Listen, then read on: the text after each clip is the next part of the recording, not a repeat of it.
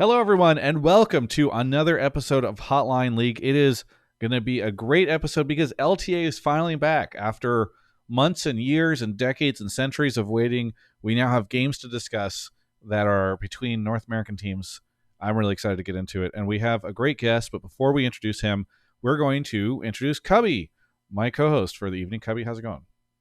Doing well. Excited to talk with our guests who, actually had some news to announce today, and should be a fun episode after the week 1 of games.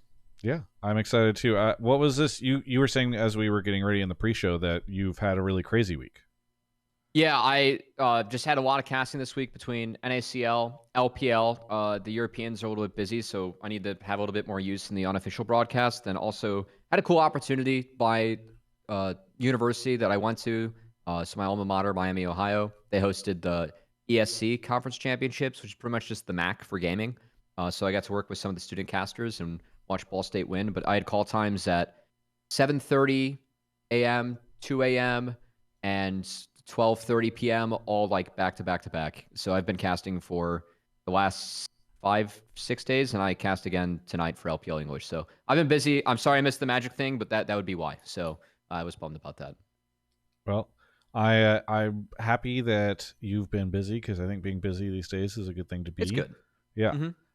And we did miss you at the Magic thing, but Kangas came through and had a good time. So he was your representative at the event last night. It's a fun set. So I was bummed I missed this one. Yeah. Well, regardless, let's go ahead and introduce this week's guest, none other than PapaSmithy from FlyQuest. How's it going, PapaSmithy? Always good, mate. 2-0 weekend. How can it not be good? That's very true. 2-0 opening weekend too, which I think is probably, and you had some interesting opponents. So yeah, it's fun to get excited to dive into all of that as we talk throughout the evening. But yeah, there's also some news with you that we're going to get into. I think the last time we had you on was, I want to say August, based off of what it looks like Skype was. So there's a lot to dive in. But how's everything been behind the scenes over at FlyQuest? Yeah, everything here is good. The season is in full swing, which is always the exciting part. We were off in Korea during first stand boot camping, a little bit like Cloud9, and I want to say Lion was there, Estral was there, who seemed to have got a debuff from the boot camp because they have started the LTA South split in a rough spot. But the boys are in, a good headspace. Obviously fun to get a win. We were prepping the Yorick strategy for the weekend, and we weren't sure if we were going to be using it against Team Liquid or DSG. The right things came together. We got to use it against DSG. Made the game a banger, probably too much of a banger. I think that's one of those like high expectation fails where it's like, well, it says win, but don't know how I feel about it. Yes. Did we lose you? No, I'm here. Okay. So it says win, but complicated emotions. But 2-0 is a 2-0. Went out and got KBBQ, and here we are after a long day of Monday morning meetings. Yeah, dude. Today, I don't know why, but Monday I got slammed today. Either way, glad to have you on the show, and we're going to talk about all things LTA in just a moment. But first, I do want to give a shout out to PrizePicks. They are fantastic. You can use the link that Numi will be sharing here, or if you are in the chat, if you're watching the VOD afterwards, you can go check the description below, and you'll find a link to sign up for them. We'll talk more about them later on in the show. We are also sponsored by NZXT, who PapaSmithy is also sponsored by over at FlyQuest. They're fantastic. His audio is much improved, I think, from his past appearance on the show, and that is thanks to NZXT. So thank you to NZXT for supporting both of us. We'll talk about that more as we get into the show as well. But yeah, talking to you on the Capsule Elite, the headset mics got criticized too much, so had to upgrade with this equipment. Use the code Fly5 and not whatever Travis uses. Very, very true. Very true. So yeah, let's talk a little bit about the weekend's games. Obviously, we discussed FlyQuest 2.0, but Cubby, any surprises for you this weekend? I think frankly the big surprise was that Lion looks pretty competitive. I know that for me, there's a lot of parity between the top 4 teams and the bottom 4 teams. We really saw that in split 1. So for me, one of the stories and hopes coming into this split was that one of the bottom 4 teams could really step up and play well. I put my hopes in Dignitas again at the start of this split, but at the moment, it really feels like Lion are the ones that are performing, and Saint had a really killing week. I know that he was a player that was really hyped up from Challengers League. A lot of questions as to why C9 even went for lowkey over a player like Saint. with Lion, and it's really nice to see Saint really deliver some really good performances as one of the lower tier teams. I really hope that Lion can continue to play like this, because I think for me to make the league more interesting, we need to see some of the lower tier teams step up. And at the moment, it looks like Lion is the team that has the biggest odds to do so. Yeah. I think I was really a believer or a buyer of Lion stock preseason just from their roster build. Lion Gaming is an org that has a lot of cachet in my mind, because back when I was casting in 2013, 2014, 2015 days, and I think back to like White Lotus and the early days of League of Legends, and they were always the Lion Gaming representative back then. So now that it's a combination fusion of two of the biggest LLA orgs, and they come in with like big tier imports, like Saint, was probably the most hyped mid laner coming through from challenges alongside Zinni from KT, who wasn't available to teams. Yep. So definitely that was a coup to pick him up. I know Henna gets dragged a bit just because he's never achieved success largely playing on Bro for his career, but this is a guy who always was competitive and sometimes punched up against some of the best AD carries in the world. Like the roster in general, I thought was pretty good, and counting the moving an organization, setting up a Los Angeles operation, after obviously being based in the LA region previously, and then having all of the issues with like Lion's visa and playing remote, like what do I take away from like not looking convincing into best of threes? I think they were like one of the people the most negatively affected by the format change, probably even more than DSG when it comes to kind of like the Swiss stage where if you win two, you're through, and you lose two, you're out. So I'm happy to see them come back in strong. I think they have some good players, and I'm hoping they kind of like shatter some expectations of this like north and south divide between top four and bottom four. Yeah, I hope that they can keep it up. I mean, it is worth noting that their opening weekend was against DSG and Dig, who both lost their other matches this weekend. Though notably, one of them was against FlyQuest. So take away from that what you will. But it is like they definitely had the easiest weekend, I would say. I'm trying to think. I guess Shopify. Well, Shopify had to play Cloud9, so. Yeah, I think they had the easiest weekend, so I'm really curious to see if they can keep it going over the next couple of weeks, but we'll see. Regardless, it was a pretty cool weekend. I really enjoyed the energy at the studio. It's always so nice whenever you have opening weekend because people are all showing up in droves to be there. They do the after party and the after show and all that stuff, and it's been really cool to experience it on the weekend. So great to be back into things, but. Trying to think of the other major stories before we start talking about the FlyQuest stuff in particular. I know there's a thread about viewership. I assume we will get a call about viewership at some point in time during the show. Probably not going to be a positive one, but there's that. Am I thinking about if forgetting anything else, Cubby? No, not really. I know that I assume I'm going to just grab an early call about the announcement with FlyQuest so we can talk about that first, and we can just kind of go from there. We had the fantasy... The Sackdown episode with Spawn got quite a lot of traction too, where he talked about potentially growing the roster beyond 5 players. Obviously, we have an announcement that's like pretty similar to that, so I would guess that that's something. And then the fantasy stuff was also interesting, Travis. Yeah. One thing to note, I have an interview up with River. I think it maybe got posted to Reddit and got removed or something. I don't know. But in it, River says that they've been doing scrims against Team Liquid, where Team Liquid has been playing with a different jungler. And he was somewhat defensive of Umpty's position as the starting jungler for Team Liquid. So people can go check that out if they want on my channel. But that is something that is worth talking about.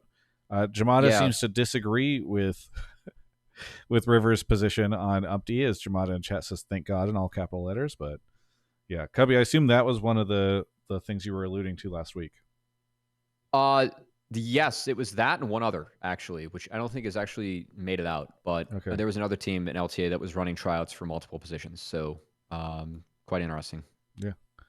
Well, before we get into the first call, assuming it's going to be about the FlyQuest thing, PapaSmithy, do you want to explain what news came out today from FlyQuest? Well, technically it came from Sheep, so, we have to take all this a grain of salt, even though I'm officially sourced in it. So it's one of those complicated stories of like, please Riot, But like at the end of the day, the story has come to light that FlyQuest would be looking to pick up a player who's been named as Gakgos as a 6-man for the top lane. This is a player that I became aware of a couple of months ago when Empire, noted Twitter analyst and FlyQuest analyst, previously of EG, credited for finding JoJo, came to light a couple of months ago, and we've been scouting him for a while, and definitely feels like a can't miss talent, like ultra talented player. Kind of one of the first of a new generation. The first kind of like worrying thing for me was I was like, oh, he was born in 2008. I was 21 in 2008. Oh my God. That's a year. Travis, we're getting suspiciously close to players who are younger than the video game release. Because if you remember, that's halfway through 2009. So 2008, I was like, oh, okay. I believe, I could be wrong on this, but I would say either the majority of all of his career, he's been playing Fearless because he debuted last year, at the tier 3 level. And he's just an extremely naturally talented player, like mechanically unbelievable, which has always been the profile we look at. Able to pick up champs fast and take it into competitive. Definitely a carry mindset, like being cracked at the solo queue tier 3 level doesn't check out for like, playing lane subs well or anything like that. But just a really talented young kid who was interested in the opportunity of learning under Bwipo. That's obviously the unique thing that we can provide is that Bwipo came to us last year talking about a 6-man roster for 2025 with Surdy, who was our academy top laner at the time. That ultimately didn't come to pass, but it was something that we always could reflect on. There's a lot of kind of like awkward associations with my name in 6-man rosters just because in the past we tried to win 100 Thieves that was watered down with tenacity, that there were a lot of cooks in the kitchen and it kind of didn't come together as I would have hoped. And I think there's understandable skepticism between T1 situation or SKT T1 with Blank and Peanut back in the day. Like 6-man rosters kind of have a bad reputation, but as I talked about in the article, Fearless is like a unique variable when it comes to 6-man rosters. I think everyone saw what CFO was doing with their 2 top laners. And I think if the year was guaranteed to be Fearless, we would have definitely looked at increasing our roster size before the year started. Obviously, we were thinking it was a 1 split thing, and then it became the full year thing. And a perfect candidate kind of like dropped into our crosshairs. And so we moved quickly to do something that, as we've mentioned, is like a split 3 thing. Want him to finish high school. Visa's probably going to be long and complicated. But definitely a player that we think can really help with our split 3 push and Worlds push coming in later in the year. So going to be excited to welcome him if it all comes together. But the Sheep League kind of has all that information. That's awesome. Yeah, I thought that this was mostly just born out of a couple of weeks ago whenever we all started to talk on Hotline League how teams should rotate players in and have expanded rosters and stuff. So interesting to hear that it goes back to Empire, but we'll figure it out. All right, should we get into calls, Cubby? Yeah, let's do it. Yeah, I have more questions about this, but I don't want to steal them from our callers. Huge shout out to Alex Rubens with the 5,000 bits, who says, "Papa, can we please get a Teemo pick?" PapaSmithy, do you want to address that request? No. Okay. Magnarius, thank you for the 32 months. Perchy 99 for the 53. Lotus Cat for 3. Ian 7J2 44. Alex Rubens the economy is not hurting Alex Rubens the way it's hurting a lot of other people right now. Alex Rubens sent 10,000 bits and says sign a 7th as a Teemo main. Is this like an ongoing... Alex Rubens is an industry figure. Is this an ongoing conversation between you and him, PapaSmithy? I think Alex Rubens just probably had a couple of cold ones and is having a good night. So shout out to Alex. I love the guy. Thank you, Alex, for the support. DK knows. DK knows for sure. DK with the capital, the LOL. All right. Well, Alex, we'll get back to you. Let's talk to our good friend Lazerfruit here. Lazerfruit, where are you calling from? Canada. What do you want to talk about on the show?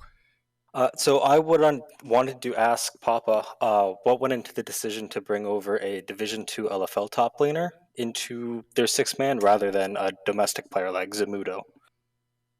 Yeah, I think this is always an interesting question. And one of the things that we weren't able to launch this year, of course, it was rumored that we would be launching a collaboration with the now ex-Pulse Star roster that had some of the North American young talents that we were really excited with working with.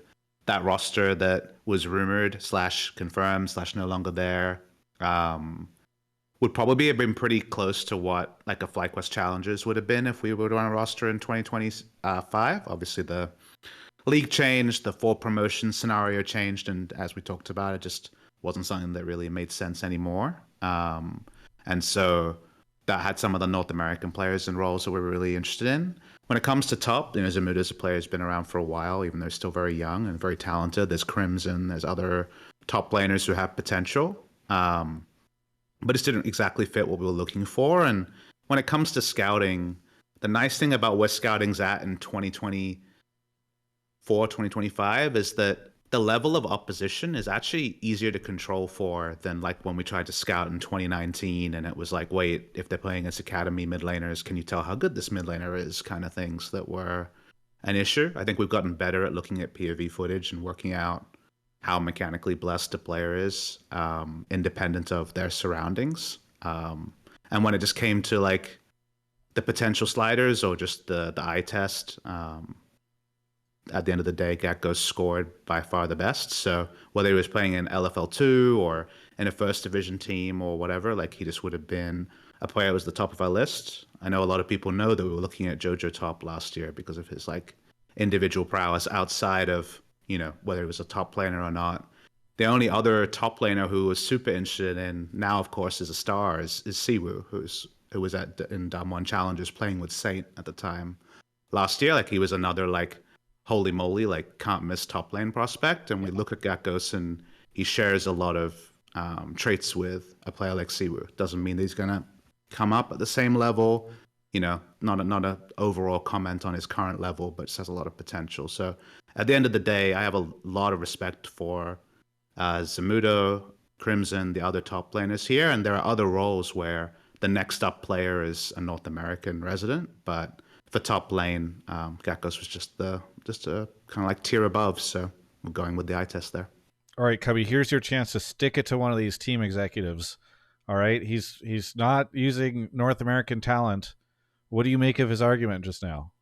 I mean, frankly, I haven't seen a lot of tape on the LFL like player they ended up grabbing.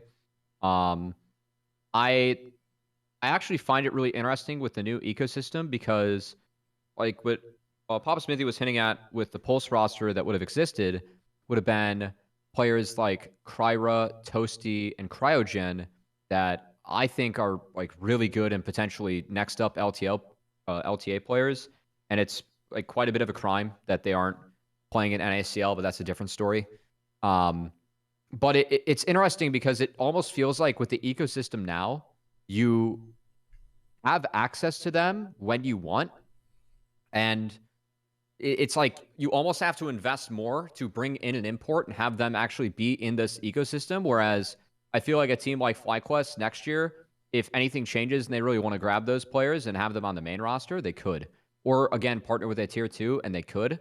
In terms of top lane at the moment, the one that I actually rated the highest in terms of a prospect is Hoarder, who is currently a rookie in NACL and has had a couple actually really big early weeks with conviction, which is nice. But this is also a 6-man scenario where, you got to get him in a scenario where he's ready to compete tomorrow.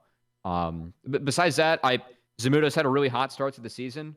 I'm obviously not sure what the process was. It sounds like FlyQuest they went through their scouting process and scored who they did, and this player was the highest. But Zamudo is probably someone that a lot of people believe is next up, and it has been nice to see him really round out his gameplay because when he was first coming up, I think he needed a lot of criteria in order for him to be a successful player. But I feel like how he's improved, he has really stepped up in terms of making sure that he might be a more well-rounded top laner when he does enter the league. So, yeah, I mean, this is one thing where it's going to be interesting to see like how much play this player gets in split 3, and it's not a now thing. I would almost rather have this scenario than actually yoink someone like Zamudo out of NACL where he gets to play against pretty good competition. and gets tested for a split, and then he wouldn't just kind of be on the shelf until split 3. But I feel like if you're a fan and you want to see domestic talent being taken, then Zamudo and Hoarder are probably the players that you go to bat for, along with Crimson. As Hoarder was the one that Papa didn't mention, but again, it's their choice, and I feel like you have with the lack of funding in tier 2 as a tier 1 team, you always have access to these players pretty much when you want them, which is the biggest change. Yeah, Laserfruit, I don't know if you want to chime in on any of this. I know we've kind of talked back and forth after your question. I do have a follow-up, if that's okay. Of course. Could you, so in the article that was released, they mentioned that you chose Gakgos because he had a different champion pool than Bwipo. I assume it's not the only reason. Could you elaborate more on what specifically you think Gakgos will bring to the team as a 6th man? I think that probably the truth of the matter, which is that when it comes to Bwipo, I think counterpicking is always going to be his strength. You look at the Yorick pick, like he was prepared for the Jace blind coming through. I think that some of the blind picks are champions that he hasn't played a lot. Like, it's no surprise. We're not going to give up scouting that, like, he's not a Gnar player, right? Like, he's never been a Gnar player. He prefers to play into Gnar. And I think you find this with a lot of veteran players, is that there are those players who have their champs that they're really good at. They have their champs they prefer. And then when it comes to meta champs, they can beat the meta champ. I know Impact had that mindset when I worked with him at FlyQuest. He was always kind of like that. I think the most famous example was there's a lot of interviews with Crown where he would Crown, the former Samsung Galaxy World's winner in 2017, where he would spam meta champs to work out how to counter them with the champs that he preferred. Like Malzahar is obviously the most famous one, but the picks that he played. And I think Bwipo's more cut from that cloth, whereas Gakgos is very much a play a champion 3 times in scrims and then confidently play it on stage, mechanically check out, and then make some macro mistakes, because of course that's how it is. And I think that's a really good foil for Bwipo. And again, we're blessed by the fact that whatever blank canvas or malleable piece we find, Bwipo is going to be really important at shaping kind of the harder to teach things in the game, like how to be a top laner, how to manage teleport and things like that aren't just the laning phase. So it just became the smartest kind of union of the unique opportunities we have on our side. So that's a lot of the theory that went into it. All right, thank you. Well, one kind of side tangent on all this is, and I saw Matthew bring this up in chat, when we were discussing the idea of teams expanding their rosters, one of the tangents we went on that episode was, what if you could do your draft and then decide players for the game after that? I'm wondering, as somebody on the team side and as somebody who is expanding to another, or looking at however you want to phrase it, bringing in additional support on the top side, would that be something you would like to see? Would it be more interesting for you to be able to draft and then throw a player in? I think the problem with that is it would almost make extended rosters a requirement. It would be if you had 5 players, you'd kind of be trolling because you couldn't play everything. I remember when we did pre-recorded draft, you weren't allowed to communicate with your offsite staff, and you weren't allowed to scrim your academy team with because you had the draft and there's 20 minutes till you played, was how it was during best of ones last year. And if you had an academy team, you could be all right, you're playing their champs, we'll play our champs, and we'll practice 10 minutes of it, or use the multiplayer practice tool now. And one of the main reasons why that wasn't allowed was because a lot of teams didn't have academy teams. So it would bias the teams that had academy teams. And so obviously, Cubby can smile at the irony of all of that. But yeah. I think that would force people to have bigger rosters rather than being a competitive advantage. So I think that it's more interesting. I, for one, don't like predicting. I hate it on analyst desk having to predict, because I'm well, how the fuck am I supposed to know what they're going to draft? If they draft, if they troll draft, they're going to lose, of course. I find post-draft decisions more interesting, but yeah, I think it would bias it to bigger rosters. So that's why I don't think it's viable, but it'd be more interesting, yeah. It would. I think the fun of it would be you might have teams that run, like for me, I think that you'd have to set it at 6 or 7, but having teams that might run like 2 supports or 2 mids or 2 tops, like you might have some difference there, which could lead to really unique team styles in play. I know that, of course, the Flying Oysters, as you referenced, they did a really nice job of using 2 top laners at the last tournament. It was a huge advantage for them, and so I feel like this is a way where like looking at Smash and Guma too, as that's been really like in the focus of a lot of the public. That would be a huge advantage for T1, but also could lead to a lot of unique scenarios for teams where, is there a strategy to having 2 ADs and 2 junglers, or like, are there ideal spots to put people? And of course, you would be losing out on some of the overall practice for the week in terms of communication and playing as a 5-stack, which always matters. So I'm kind of curious. Like, I would be curious to see that world. I think it's a fun rule change, but yeah, would for sure expand the budgets for all the teams. You got to. And honestly, Travis, 6-man rosters require a lot of ego management. Like they're actually really, really hard. Like you think back to when we had effective 10-man rosters because every team had to have an academy team, right? Yeah. There was a lot of LCS players, I'm sure you know this, Travis, in the early days who had a lot of ego about, even acknowledging that there was an academy player. I mean, Meteo's literally said it's not great because you have these people that are trying to take your job. So, and ultimately, if you have a star player, do you want them to feel pressured? Is like actually like a tool rather than like, of course you should or of course you shouldn't. Like it really is downstream of what you have, and that's like the unique thing we have is that Bwipo is like, no, like I found my career apex of success coming in as a 6th man under SOAS, making it to World Finals on Fnatic. And so he has a natural positive association with 6-mans and of course a natural teacher, as we can tell from his content pushes in the last 6 months. So between those two things, it's like, okay, we found the guy, let's do it. Let's pull the trigger, fearless draft, the perfect candidate, let's go. That doesn't mean there should be a fearless meta, and I don't know if you've had the chance to listen to it, but it's similar information obviously Spawn shared around playing with jungle and mid lane alternates in scrims. Like his use case was around, I don't want anyone to feel complacent, so this is a great way to like show that there's next up players, and who knows, maybe we'll like expand our roster size. That's like a slightly different use case to what we're doing, but fits what Team Liquid's kind of like overall strategy is. So I'm definitely not coming in and being like 6-man is the future. If we actually changed it to post-draft roster selection, then 6-man would be the future. Well, maybe 10-man, but we ain't got money for that apparently, so it is what it is. Did you bring that up internally and you were told no? I'll drink my Olipop. Sip the Olipop.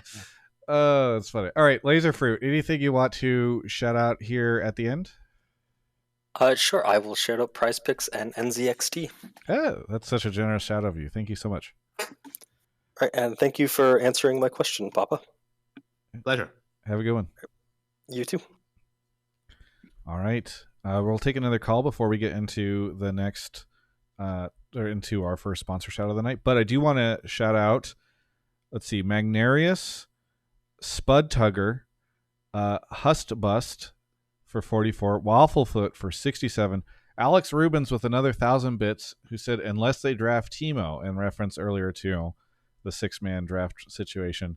America Vespucci with the 61 months. And then over on YouTube, thank you to YouTube member Tahu for the 2 years. YouTube, you guys are quiet, but I appreciate when you do show up to support. That's very nice of you. Human Boy Yes is here. Where are you calling from?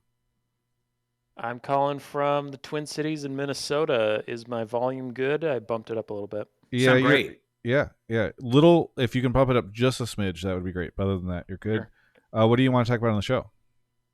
I want to talk about how great Quid and Quad are and how much I enjoy watching them. And awesome. This week one showed a lot of their differences, and I think they have a really cool rivalry. Makes me kind of feel a little bit of the Caps Perks type dynamic, because I feel like NA had issues with a good mid versus mid rivalry, because there was like double F Bjergsen, but that was always weird because it was an ADC versus a mid. Well, we had Jensen Bjergsen, right? Yeah, that's pretty big. I guess that was big. I feel like Bjergsen always had his number a bit, but I don't know. I really like Quid and Quad. Quid is he feels much more reckless and more, YOLO, I guess. He plays a ton of Yone and just always wants to go in, always wants to fight with 100 Thieves. And Quad feels more like the Bjergsen or Jensen style, the control mage. He can kind of play whatever's meta, and he's just like really calm and collected. And it makes me really excited whenever there's a FlyQuest 100 Thieves game. I watch the mid lane pretty intensely. I mean, usually I'm a Bwipo fanboy, but in that specific matchup, I just want to see who wins between Quid and Quad. And like, Quad, I won't ramble too long, but Quad had his number for a while. Historically, he's been better. But like this last run in season, split one? Yeah, split one. Where Quid pretty much solo carried 100 Thieves to finals and beat FlyQuest on the way up. I thought that was super hype. So, would just like your thoughts on that.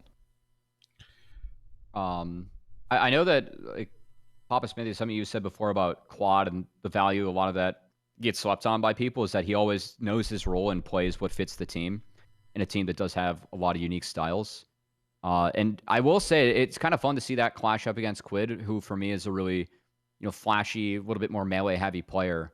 Not that Quad can't do that, but it does feel like 100 Thieves more so live and die by Quid. And definitely more chances for him to show his flashes of good plays, just with how bloody 100 Thieves plays as a team.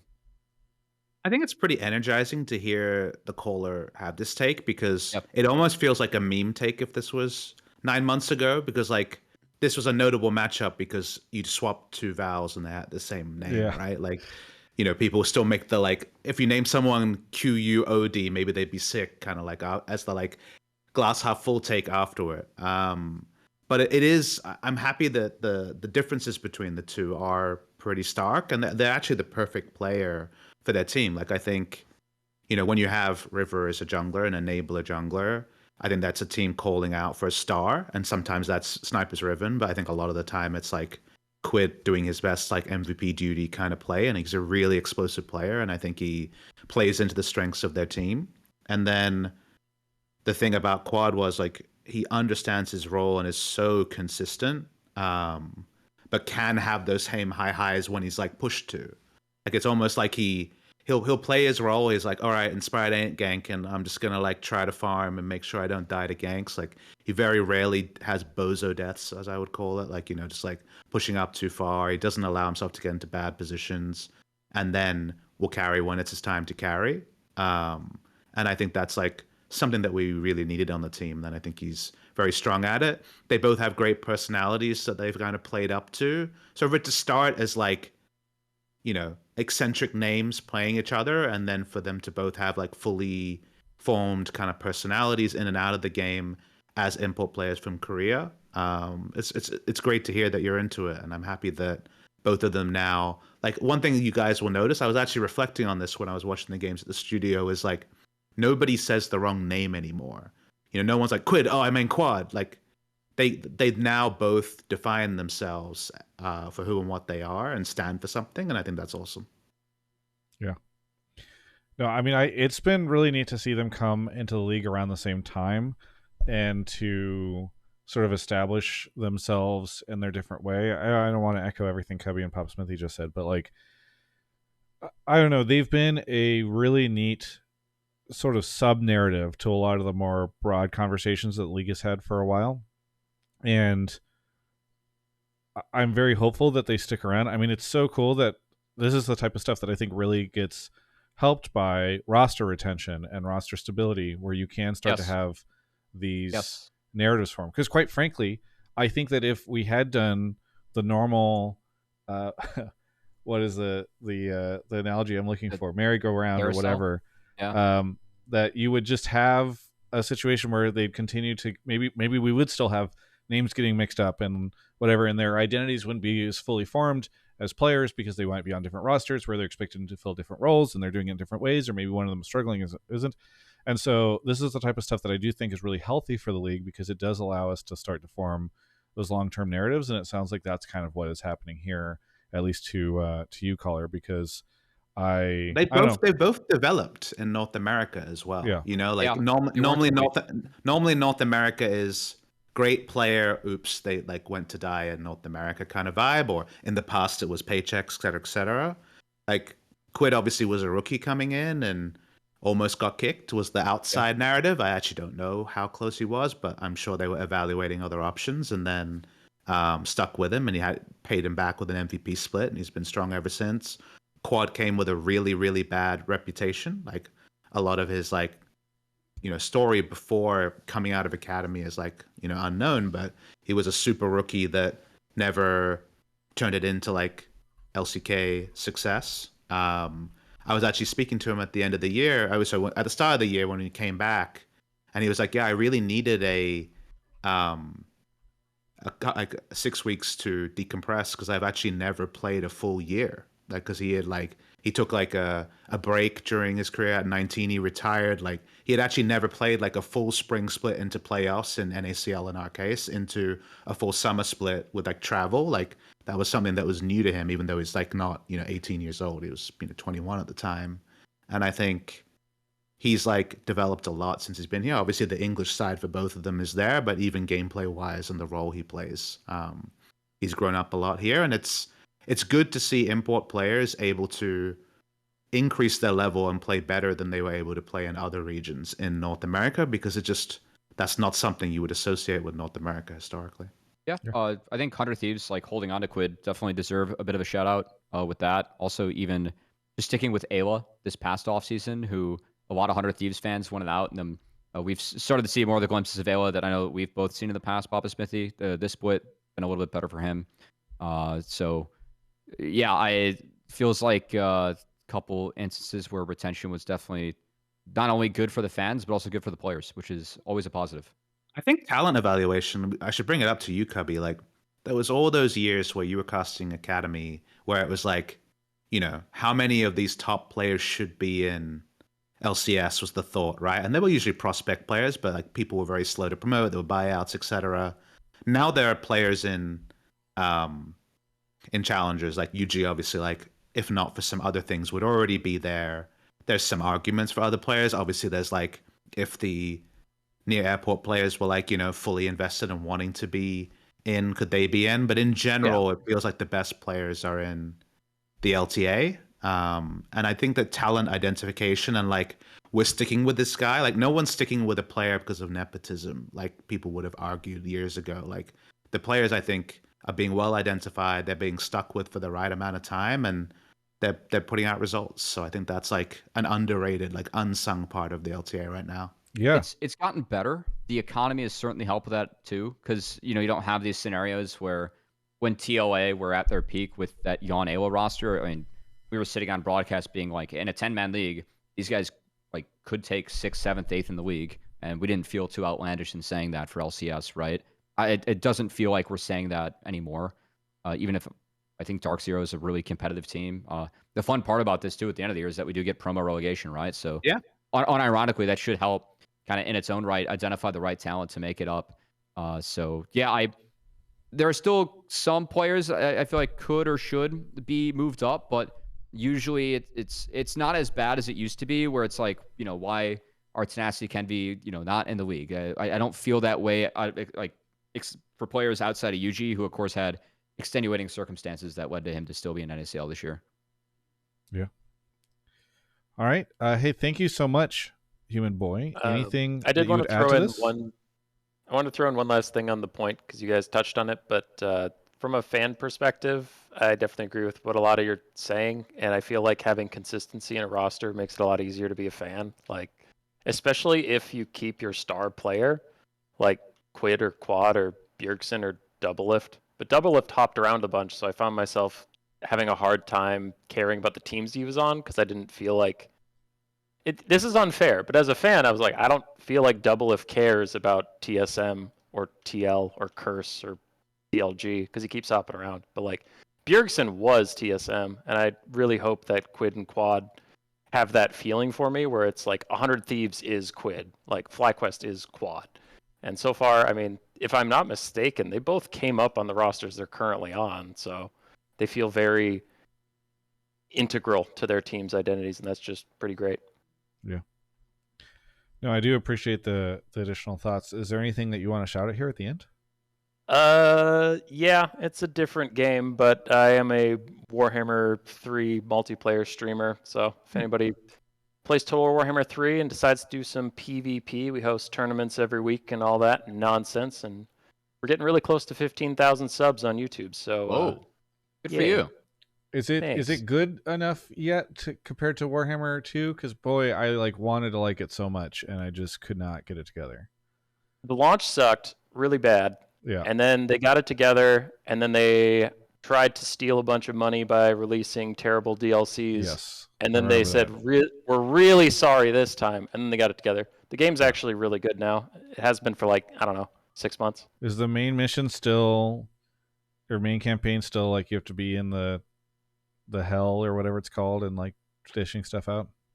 That's one of the 2 modes. The other mode is just the whole world map, and every faction is on it. And they added these portals now. Immortal and Empire, Immortals Empires or something. I forget what it's called. Yeah. Yeah. It's awesome. Maybe I'll go back to it. Either way, thanks so much for the call, and we'll catch you next time. Have a great night. Yeah. All right. We're going to take a quick break to talk about NZXT. We love NZXT so much. They are such wonderful partners for us. You can go check them out. And I know FlyQuest has a code, but you could, if you're watching Hotline League, maybe you'll use mine. nzxt.co/Travis. They're an amazing partner to work with. We love them. I'm using their one of their desktops right now, and you can go check out exactly what that desktop is when you head over to nzxt.co/Travis. That link is in the description of YouTube. It's also over in the chat. I'm sure Numi's supplying it right now, but they've been fantastic to work with. I know I don't usually try to put other people on the spot, but PapaSmithy, anything in particular you've enjoyed working with NZXT on lately? I think we've been trying to help them out around the peripherals a lot recently. So I took the plunge. I've been a skeptic of wireless mice the whole time. Yes. I've never had a wireless mouse. I just have this but what if I'm gaming and run out of battery? Like it's all ruined, kind of I guess worst case nightmare. But I've been using the latest NZXT mouse. I actually don't have the model number in front of me, but you'll find it. Yeah. Yeah, they have a bunch of different options over on nzxt.co/Travis. You can check out all their different things, but they have the Lift Elite Wireless is available over there, and that's new to them. They have it in matte white and in matte black, so they've been... Yeah, I have the matte black one, and it's reminiscent of mice I've used before that I was comfortable with, but has the wireless factor, and it's quite light, and it's been great for me. So I'm also using the Capsule Elite mic right now, so... The peripherals and the other accessories have been great, so shout out to NZXT. Yeah. For those that do have worries about wireless mice, this one has up to 70 hours of playtime on a single charge, and it has fast charging that can restore 15 hours of battery in just 15 minutes. So pretty darn good. It's ultra lightweight. It's just a very nice mouse. So I think for a lot of people who are trying to figure out how they want to make the jump into a wireless mouse, or maybe they haven't thought of it before, but they don't know how the technology has evolved over the many years, you can go check it out over at nzxt.co/Travis. While you're over there, check out maybe you're picking up a mouse. Why not just pick up a desktop PC to go with it? True. You're in the market for an accessory, get a whole ass PC as well while you're going for it. It's a nice little combo you can get. Many people do it the reverse. I've suggested you do it this way. So thank you so much to NZXT for sponsoring the show. Really appreciate working with them as partners, and they've been great. So thank you so much to NZXT again. Okay, we're going to get into the next call, but thank you to America Vespucci for 61 months, Moso IRL for 14 months, K-Pop or Die, hello Jeremy, for gifting the sub, and Alex Rubens with another 1,000 bits says, do you think the league would be more successful if Hunter T's marketing director had them make more content? As the 100T marketing director helped host a pre-release for me last night, I think I'm going to say he's great. And 100T is so successful because of the marketing director. So DK Basil's in the chat. Yeah. Shout out to DK. And Basil's the goat. Shout out to Basil. Yeah. Basil says, can I get on Hotline League? #Basil up. You've never tried to call in, Basil. You're now competing with me with post-game interviews. You're the competition, and now you try to get on my show? What are you thinking? All right. No, you can, whenever you want to call in, Basil, let me know. I was surprised I didn't see you. We missed you whenever I was doing I have a cat video coming out with Kobe from the FlyQuest. Oh, yeah. That'll come out this week. Yes. Is that members only or going to be on the main channel? It's Travis? members only right now. It'll be available soon. So if you are a YouTube member for just $2.99, you can go see it now. But it'll be up this week. I have to figure out how to make a thumbnail with him and that stupid. All right, let's get into the next call, which is with someone who I believe to be a FlyQuest member. Ironically, Wait, not ParkMom is here. Not ParkMom. Where are you calling from? Calling from Wisconsin. Calling from Nice. Wisconsin. Interesting. Where in Wisconsin? Clayton, Wisconsin, little town of 500. Can you get a little closer to your mic? All the way from Wisconsin. Sorry about that. Yeah, that's fine. What do you want to talk about on the show? I'd like to talk about how League of Legends should move over to a CS-style format for tournaments when it comes to events. Anything below top 8 isn't open to the public. Top 8 should be roughly 3 days, Friday, Saturday, Sunday. You're packing most of the entertainment into a week, keeping eyes on for a short amount of time, but you're going to have less of the drop-off and not having to spread it out over the course of, like, say, a month or two. And this could go for leagues. This could go for basically, I think, the entire format of League entirely. Okay, so in your mind, Worlds would be only 3 days of audience? Yeah. All right, go ahead and expand on why this is something you'd like to see, because I think this is going to be controversial.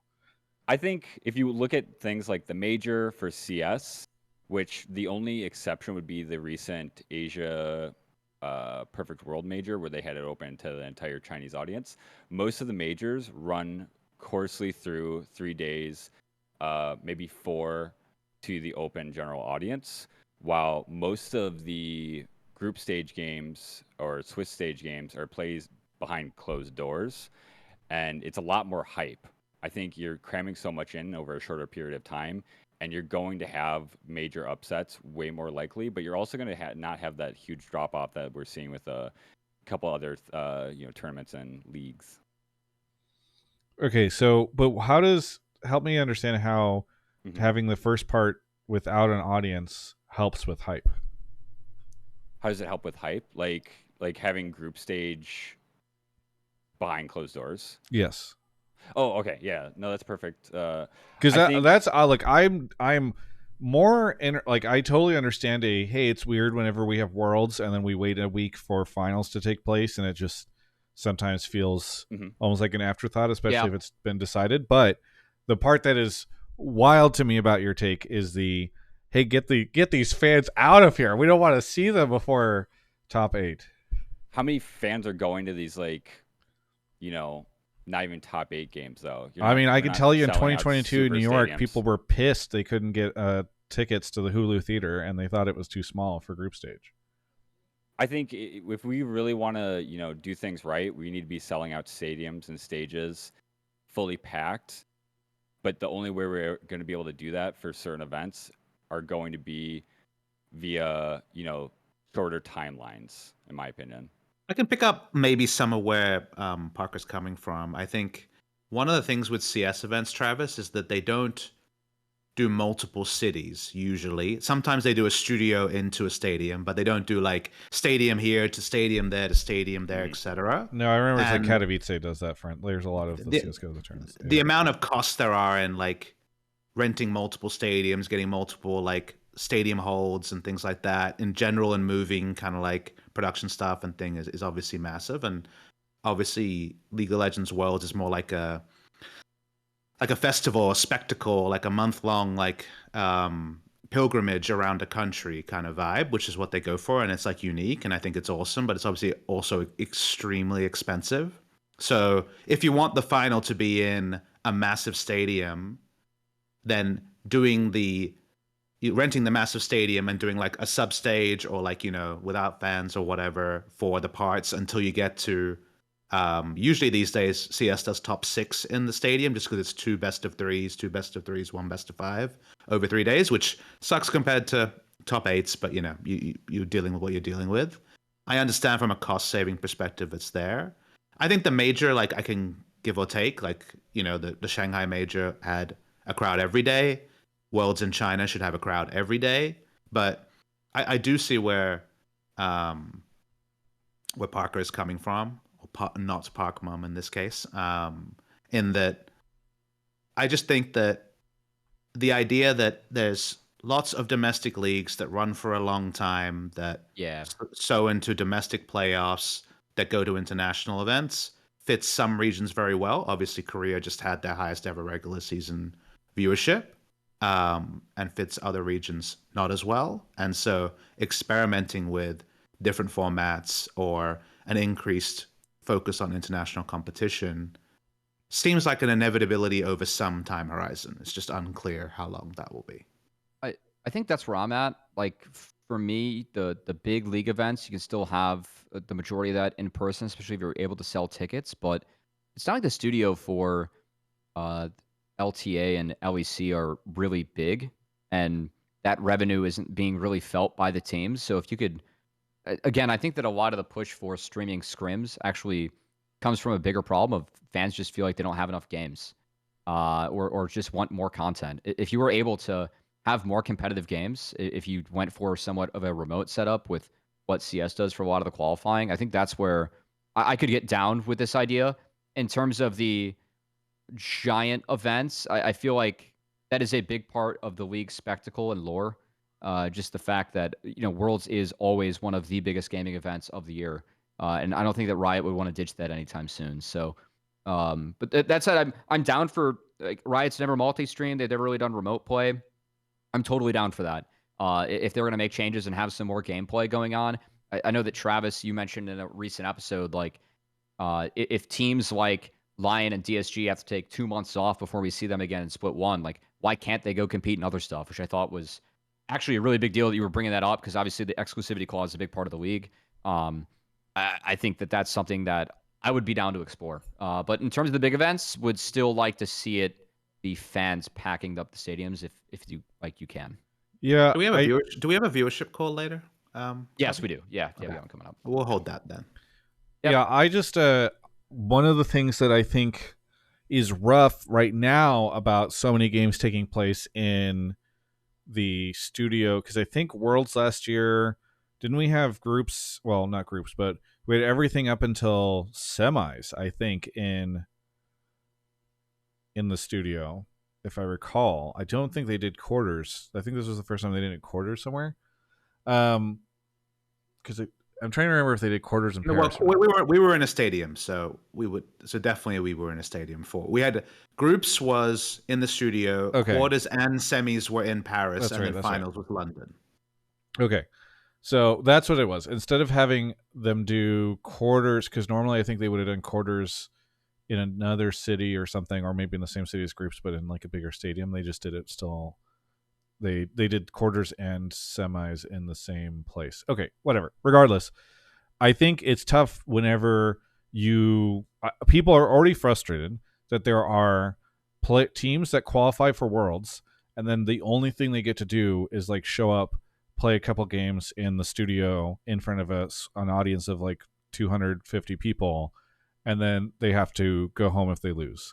And I think you'd have an even worse situation if people were suggesting that those people have to show up and play in front of no audience, especially all the way to until quarterfinals. So maybe like the stadium is like a fine, or the studio is like a fine balance or whatever. I mean, I don't think we're ever going to get the first part of Worlds out of the studio again, but I don't know. In terms of condensing stuff, I don't think I'd want them to condense Worlds, and they've already started kind of condense MSI and First Stand a decent amount. So I don't know if I worry too much about it being condensed or not. ParkMom, I don't know. Mm-hmm. Well, I will say the rumor for next year for Split 1 is that it's going to be the same length as Split 2 and 3, which I actually don't love. But if that's the case, then they are going to expand that at least. So actually more risk to have everything else condensed around that, which is kind of interesting. I mean, at that point, doesn't the team that goes to like if the same team went to every international event, like they're not getting any fucking time off. Like this. Yeah, that too. Yeah. Yeah. But I mean, you have that, and then in the LPL, if you're bad, your season's done April 28th. So kind of wild.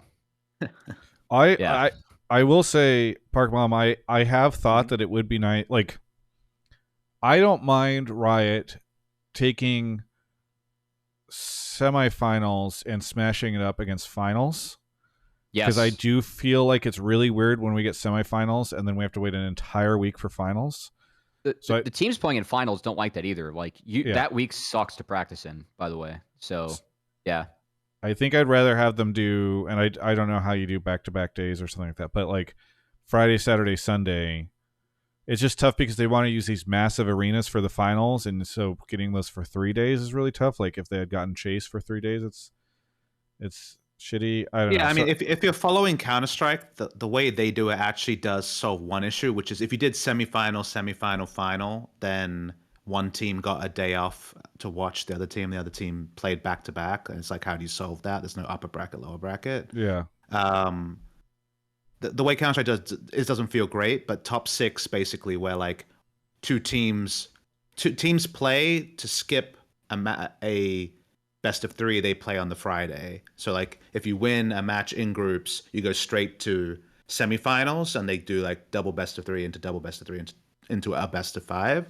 Obviously that's best of 3 and best of 5 is a little bit different in League. Like it's not as simple, but you do have to solve for the fact that in your ideal, both semifinals teams would play the day before the final, not one team, and then the grand final.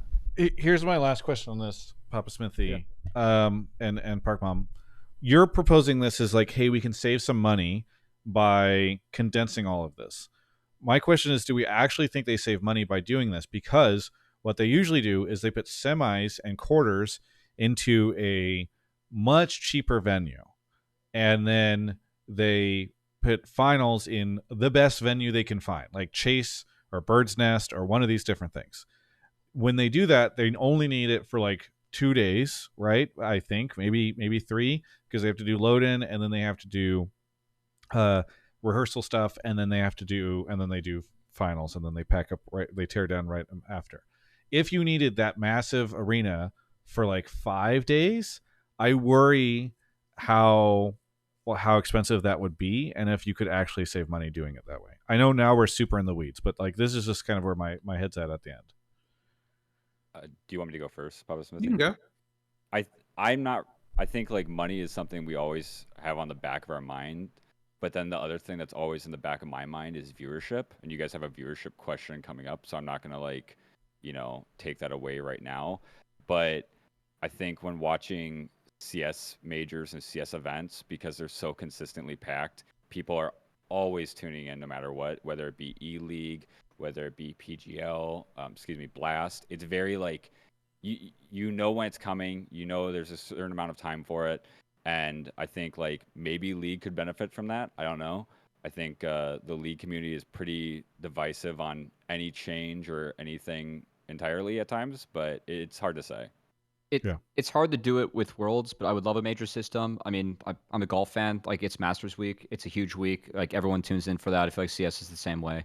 It gives people a really good reason to tune in. So, but also CS just has way more tournaments going on because it's a free system. Whereas Riot, it's like all the leagues funnel in their big internationals, which pretty much are majors, just that there aren't as many. So, yeah. All right. Thanks so much, ParkMom. Anything you want to shout out here at the end? Yeah, shout out PapaSmithy, shout out FlyQuest, shout out Fly5, shout out NZXT, Olipop, Antiseat, and nothing else. Thanks so much for calling in. We'll catch you next time. Thanks, Parker. That not ParkMom guy seems chill. Yeah. #ad. What do FTC restrictions say about declaring your allegiance to a company? Okay, let's go grab the next person in the waiting room. Thank you to... It looks like... Oh, no. I thought Alex Rubitz had come through one more time, but he spent enough, and I appreciate it. We had... I don't know if YouTube freaked out, but it says that there's a new TGI intern, and it said message retracted, and it did not give a name or a timeline or anything like that, so I don't know if YouTube just hiccuped. Brian Dew, though, thank you for the 19 months. Says, big fan. Thanks for all the content. Excited for the interviews. Thank you. Appreciate it. Yeah, we've got one with River that's up right now. We got some more coming, including one with Toast, a Cat for Kobe thing. I think Inspired is the other one. Yeah, Inspired's our fourth one. So that'll be fun. Thank you, Gibson, for the raid of 28 viewers. It's fantastic. Alex Rubens with the 500 bits says, I can keep going if you want. Don't worry about it, Alex Rubens. I appreciate it. Sinbad is here. Sinbad, where are you calling from? Calling from Toronto, Canada. Toronto, Canada. What do you want to talk about on the show? So I wanted to talk since PapaSmithy was on. I wanted to see what his perspective as like from a GM perspective or from a team perspective was on like the rebrand of the LTA and like what that has meant for the viewership. Like it's completely fallen off a cliff compared to both last year and even the previous split. So I wanted to pick his brains from a team perspective, from a GM perspective. Like what are they thinking from like a team side on the viewership, and are they worried? Is this something they're talking about? Does it affect his day to day, etc.? And the easy question is that the easy answer is, of course, we're concerned. Mostly because in League of Legends, it feels like average viewership, average minute audience, like the viewership of the entire league over and above just the games you play being strong is like the metric that's always focused on. I think that's just what you're conditioned to think about. I actually came from being a professional wrestling fan when I was young, and they're always talking about TV ratings, if it's up or down, why, what's going on there. So it's like somehow my whole life it's been about like how many people are watching and ratings and things like that. And I think obviously when the number goes down, you're always looking for a scapegoat, and there's a lot of things to there's like a lot of blame to be passed around. I think the simple question of like, would there be more viewers if it was named the LCS instead of the LTA? Like, I think so. Like, I would say yes. I wish it was called the LCS. There wasn't a vote. It wasn't like 8 teams sent a rep and then like LTA won the vote. You know, like it was a decision that was made. And I think my understanding, without betraying any trust, is like it was evolving into a new product. What you see is not one to one the LCS. It's not 10 North American teams or 8 North American teams. It's like an America's thing. So like with an evolution comes a new name. Totally get it. Obviously, I have healthy skepticism as to whether a super mature product like the LCS debuting years after it's like kind of like biggest peak of like 2014, 2015, is that the right time to rebrand? I think that's like a fair question. So like I think that for sure it's a variable, but like if we just redid this, if we had a do-over, a mulligan, and the same thing happened this year, but we called it LCS, would we be feeling really great about the viewership? Probably not. Like I don't think it's like the smoking gun, in this conversation. I think it's a variable. So that's like kind of how I have to think about it. I think in general. So how much do you Go ahead. sorry, how much do you think the name plays a part? How much do you think the triple splits, the completely changed, revamped like formats that keep changing like year over year, but also split over split now? There's like no consistency in anything. Do you think that like how much does that have to play compared to just the name changing? Like I was wondering compared to like the full LTA, it's not just the name, it's like everything that's been involved with it.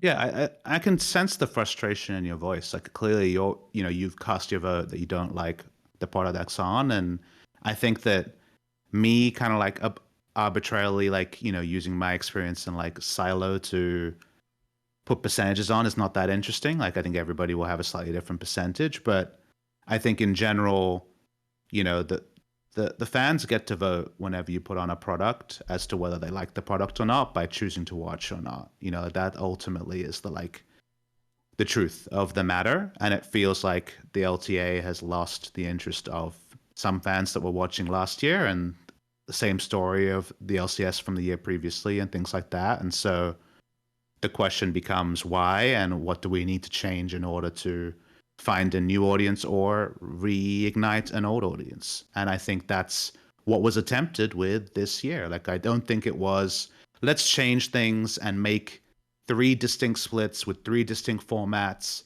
That'll confuse people unless people will watch. Like, there's no way that was what was thought. It was, here's a vibrant thing. The game has 3 seasons now. Let's do something awesome. Hopefully everyone sees it. And you take risks. Like obviously as FlyQuest, we've launched initiatives and gone into games and things like that. Some of them work, some of them don't. This one's still being decided. We haven't got to the end of the first year of the LTA yet. So I think that ultimately the question that I'm sure Mark Zimmerman and everyone at Riot on the broadcast side is wondering is like, are we on track for where we wanted to be? Yes, no. And if not, how do we get there soon? I'm guessing that consumes market most times. And at the end of the day, the most important thing for us in North America is to continue to understand what do the people who are available to watch it 12 p.m. to 7 p.m. Pacific on the weekend want to watch around League of Legends. Because I'm certainly very, very confident there are more people that tuned in to the LTA, more people than who tuned into the LTA this weekend who want to watch League of Legends in a North American friendly time zone. Every single international event, viewership goes up in English, not just in foreign languages. We streamed scrims and got over 50,000 viewers doing that. And there's like a screenshot, obviously from ES Charts, doesn't include all different platforms, of 43K people watching Lifeless versus Disguise. I don't think that was the accurate number, but if you just use it as an example, it's like, okay, well, this one product that's like janky and had issues and isn't really competitive games got a number that's comparable, higher, lower, whatever it is, than what was on this last weekend. What is it about that one product that was compelling, and how many of those people enjoyed that but didn't enjoy the thing on the weekend? Like, these are the sort of things that there are very, very smart people looking into. And ultimately, every week, every split, every year, from an org POV and speaking to Riot, the two-party system that goes on there, we need to work out the way to make that number go up. And if we're not getting there, we need to get there soon, So that's the best way I can explain it, and that viewers will vote with their eyes as to whether this rebrand was a success, and then from that we assess and try to do better next time. As an org, is it really concerning to have like these rebrands continuously happening? Like, just like you said, you were not contacted at all about the name change, and you would have preferred for LCS. So like that brings in, like, I didn't realize that teams were not involved like so little in the rename. So like, I was just asking, like, is it very concerning as a team when Riot just decides to do this stuff and not communicate so much, or did they communicate this like really long beforehand? I would say that in I would say in general, Riot has been increasingly more collaborative each year, which I actually welcome. I think that they're, compared to when I joined the league at the end of 2019, every year Riot brings in orgs more, asks questions, gets advice on the topics that they choose to. It's not everything. Like, for example, we again, it wasn't like LTA, LCS, NALCS, choose one. Okay, LTA won, right? Like that, for whatever reason, that was like a summary judgment by Riot. But for most things, they are incredibly collaborative. So to your original question of, am I concerned by lots of rebrands? This is the only rebrand that I guess has happened, unless you count NALCS to LCS. There's been refreshes and new graphical packages and format changes and things like that. Obviously, I could take or leave some of them. I don't agree with everything that was done. But in general, why they did things, what they learned from it, and what they're going to do better next time, that conversation has never been better. And I attribute that to people like Mark Zimmerman, but also Carlos and the people in front of the league. There are a lot of invisible variables that aren't public that kind of like price in certain changes and not other things. And I feel like if you had full information, you would kind of like, which I don't, and none of us do, you would understand that like solving for the best case with the scenario at hand is what a lot of smart people are doing. It doesn't mean that they hit it out of the park every time, but I understand that it's a tricky proposition. Like, this is an old game, League of Legends is now 16 years old this year. We signed a player that is like 1.5 years younger than the game. And so what amount to reinvent versus should you look at new fans or bring back old fans, nostalgia versus new, or will people move platforms and names? Like, these are like really, really tricky things that a lot of traditional sports and also esports struggle with. And so I empathize with the struggle that's going on. And I'm also concerned about the numbers that exist. Like, that's like the only way you can look at it, It is really hard. I sympathize with PapaSmithy because it is really, really hard to take calls like this, because it's like viewership is down, and I'm just like, yeah. I mean, I don't, I understand PapaSmithy is, he and I both play different roles in this. You're going to be talking about how collaborative Riot has been over time. and I'm going to be more frustrated, obviously, about like the name change and all that stuff. But it's difficult, I think, probably for either of us to say anything more than like, "Yep, it sucks," and hopefully it gets better, and they're hopefully making changes that are good. I think the part that I'll say, Travis, that like maybe goes above that kind of logic is I'm confident that North American League of Legends is here to stay. What that looks like, is that a weekly qualifier into tournament structure like CS? Is it lots of domestic play? I'm like open to what it looks like, but I know there is a lot of people who are in this time zone who want to watch League of Legends, and some of them are choosing not to do it these days. And I think that as long as we keep being honest about the wins and losses and continuing to target this like receptive fan base that watches international events and can be engaged, we'll move in the right direction over a time horizon. But is it going to be better tomorrow is the part that I have less answers to, right? Yeah, Yep. I think for me, I worry about, because I agree with you that like on one hand, we had a peak that was half as high as it was last year according to esports charts. On the other hand, it's still 100,000 people that tuned in to watch this thing, and that's way more than like virtually any other esport in North America is able to get. There's only a handful that are able to do that, and like that is a pretty good audience. I guess I shouldn't say North America; it's America's, because Biono actually attributes to a ton of it. I worry about at what point in time businesses can no longer support themselves in the ecosystem or where it doesn't make sense to. And what I would say is, I'm not sure if we're there yet, maybe for some entities in the space, but I think Riot just can't keep fucking around with this stuff. Like they made a lot of changes this year.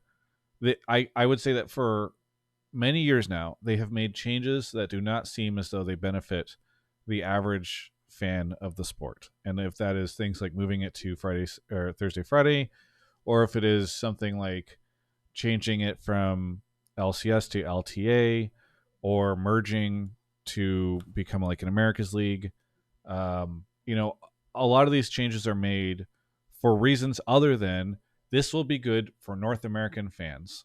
And I think in the past, some of those things they've tried to package up that way when most North American fans did not feel that way. For instance, the weekday changes. And so I'm just kind of at a point where it's like, okay, you guys got to stop doing this now. Like, I don't think we can take any more hits. And so whatever it is that they're going to do next needs to be really good. And I trust Mark to make those changes. I just have more concerns about the sort of global teams and the broader league ecosystem, and how they're going to approach that. So, yeah, I guess we'll see. I'll take a little bit of a different approach to this. I actually kind of feel for the people that are trying to sell this league, because like from the outside looking in, it just feels like the budget is so much lower. And when you go through a rebrand, you have to build up, like there are so many different types of parties that you have to try and appease and educate about what the new league is going to look like. And I think no matter where you are in that funnel in terms of being a diehard fan, people are still kind of lost about what this new league looks like and where it all fits in. Like when I think about the rebrand looking back, where were the tribute videos to LCS, or like where were the videos saying that, hey, this is going to be like the new improved better version of LCS. If you love this, it's here. And then where was like the push and the money behind that to blast that out to people and really have people sold about the new formula, regardless of whether they think it's good or not? I really feel like they just failed to sell this. And there was a lack of money and effort behind trying to sell this. And so now you let fans dictate their own narrative. And of course, fans are going to be alienated with the LCS when it was a league that everyone loved for so many years. And it's just gone to the wayside for a name change and a new logo that didn't feel super relevant, right? The purpose of it is to actually just combine with Americas, which is fine. You could have easily kept the conferences the same and then had this overarching Americas that you feed into, and that's fine. I feel like fans, they had things stripped away from them that they loved, and there was no like solution presented to them. There was no like big money, or like, again, when you do a rebrand, you have to sell it. And it was just not sold. It was, here it is, it's the replacement. And so fans got to dictate their own narrative. And of course they felt like it was off-putting because they were like, something was removed that they dearly loved for years. And so for me, I actually have sympathy for the people trying to sell this. And I think that if, like, you know, all this conversation about the format, the days, like, yes, it matters, but if people love the league, they're going to come watch it no matter what it is. So I just feel like they really failed to put the money behind what was required to sell that last part and to sell people on why they should still love the league. Because frankly, I still think the product's okay. I don't think this is a product issue. I think it's that fans don't know what's going on, and they haven't bought into it yet. And there's been really minimal reason that has been given to them to buy in yet. So for me, that's really where my head's at. Yeah. All right.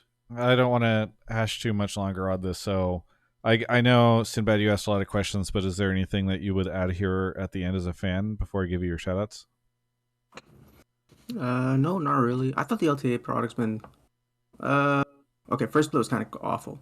Second split's been pretty good. First split had a lot of its own issues, but I think second split's been pretty good. I was watching, so I'm pretty happy. I think Mark will take it to the right place. I don't know if it'll be under the LTA brand, but I hope he'll keep it running. So nothing else to say. Shout out, nothing really. I don't have anything to shout out. Yeah. Thanks so much Peace. for the call, and we'll catch you next time. All right.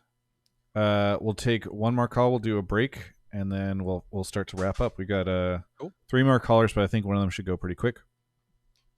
Shout out to Alex Rubens with the 500 bits. Big Angry Hobo gifted a sub to PapaSmithy. I'm sure he appreciates that. Thank you, Big Angry Hobo. Big Angry Hobo coming up on close to 100 gifted subs. I really appreciate that. 92. It's very cool of you. If he gets to 100, you should let Kobe get a cat. Why? I'm just putting What it does out that there. have anything to do? There's no I connection think or those things relation are there. directly correlated. That's an interesting take that I had not considered before. One man's opinion. One of the more wild takes that I've heard on Hotline League, and I've definitely heard a lot of wild takes on this show over its time.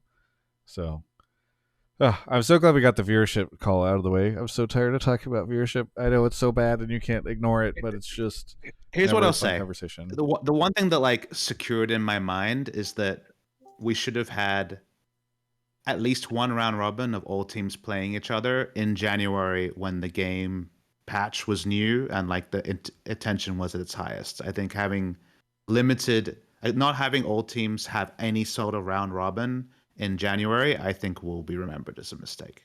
Yeah, that's my take. And I think Riot knows that split one they fucked up because I think Mark kind of talked about that in the video. But yeah, hey, CatZ is here. CatZ, where are you calling from? Buffalo, New York. Buffalo, New York. And what do you want to talk about on the show?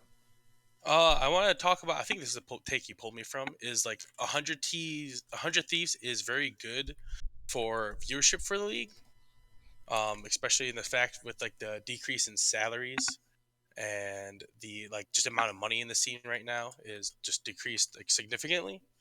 Especially with like PapaSmithy's role with 100 Thieves back when they first were introduced to the league. I think that like the revenue, especially like decreasing the league, 100 Thieves being able to be successful with not a lot of large salaries is very good for the league, longevity wise, as we're not having like the $1 million contracts like Doublelift and Bjergsen back in like 2020. So sorry, can you frame up your question a little bit? Yeah, so I guess especially with like PapaSmithy experience, 100 Thieves, like how does like the revenue checks and like the resetting of salaries affect the success of teams in the league?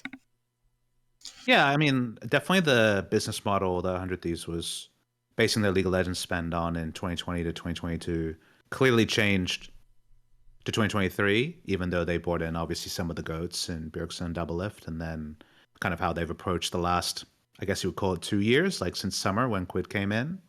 I think that when I joined, they were very much win at all costs at a time when obviously salaries were higher and spend was higher and VC was flowing. But at the same time, the win at all costs was very much like an ownership mandate down to me and thus down to the coaches, whereas the people in the org, like myself, Zix at the start, Kelsey Moser, Joseph Jang, who's now been promoted and has a very senior role at the company, Chimero and Nathan, the analyst. Like, I think all of us were like, we want to run this amateur team. You know, like I've had 3 teams from 2020 through 2023, and then academy team till end of 2024. I think we were all like, we want to scout and like find the next thing and train them up. People requested to win now, if you know what I mean. And then when the win now aspirations have to go away because you're not, you know, a top spender in the league, you kind of let the people you have hired, like Joseph Jang in this case, cook with the resources that are there. Very much you go from like win and tell me the cost to like, here's your set budget, like come back to me with a compelling project. And I think you've seen the strength of those people cooking. Like, I think their rosters are extremely good. Like, if we were doing like a dollar spent for amount of points or wins or whatever, I think they would be killing it. And I think that's a great metric. I think they do super, super good work over there. I'm happy to see a lot of the people that I had a great relationship with when I worked there still to this day doing well. And yeah, their style is very easy on the eye. Grayson getting promoted, you know, he was my academy coach back in the day, and now being able to have it there. We had the call before about kind of like mid lane rivalry or defining teams, and even just like, you know, Spawn's team against Golden Glue's team. That's like, there's like 4 years of North American lore looped in from like TLA versus 100A into Team Liquid versus 100 Thieves, and then obviously us as a disruptor. Yeah, there's a lot great over there. There's a lot of people I worked with who I have a lot of love for. And even though you can tell that the auspices in which the org runs have changed, they're still fucking plucky underdog team that can beat anybody and who are now being kind of respected as a true contender because they've like grown into that in spite of the money not being what it once was. And I think that just tells you they're doing a really good job. I think your question, CatZ, was also more about just in general, not just 100 Thieves, right? But just in general, like how has like the reset of salaries or the lowering of salaries helped teams or impacted teams? Because I assume you're kind of like, hey, does this even the playing field a little bit whenever people's salaries are not so wildly different in terms of what they're willing to pay people? Yeah, for sure. Like it's kind of like compared to like Liquid Flackers and Cloud9, who have like always been known as like the big spenders. Like 100 Thieves, when they first came to the league, were big spenders. Now they're not. Like, how has like the salary difference especially affected, I guess, like FlyQuest, for example, and as well as like Cloud9 Team Liquid, where like the salary difference is not as great as it once was throughout the league. It's just different, but there's like obviously the difference between like the percentage of spend the average team has to the highest team is a lot lower. The absolute numbers, as I'm sure everybody aware, are a lot lower. So the difference between middle and top is not a huge amount, but obviously it is still relatively, you know, hundreds of thousands of dollars. I do think that in general, as the big salaries went away and kind of like, where's the money going to come from? Like, what income do we have associated with this? If we find more sponsors, we can spend more on players. Players have definitely understood their role in the equation better from just like, I'll win and then, you know, no real other participation in an org to kind of like being a useful marketing asset. Kind of like the ecosystem went from players being their own biggest asset in terms of like streaming and getting individual brands into the whole VC route, and now players are doing a great job, especially at FlyQuest, of like kind of like putting themselves out there into content and building things. I think that the contraction has just meant that the all hands on deck mentality for LCS orgs has increased, and it's collaborative, you know? I think we're trying to navigate through an uncertain time together. And in general, that has led to the competitiveness in the league being still in a good place, even though the overall spending has gone down. Does that answer your question?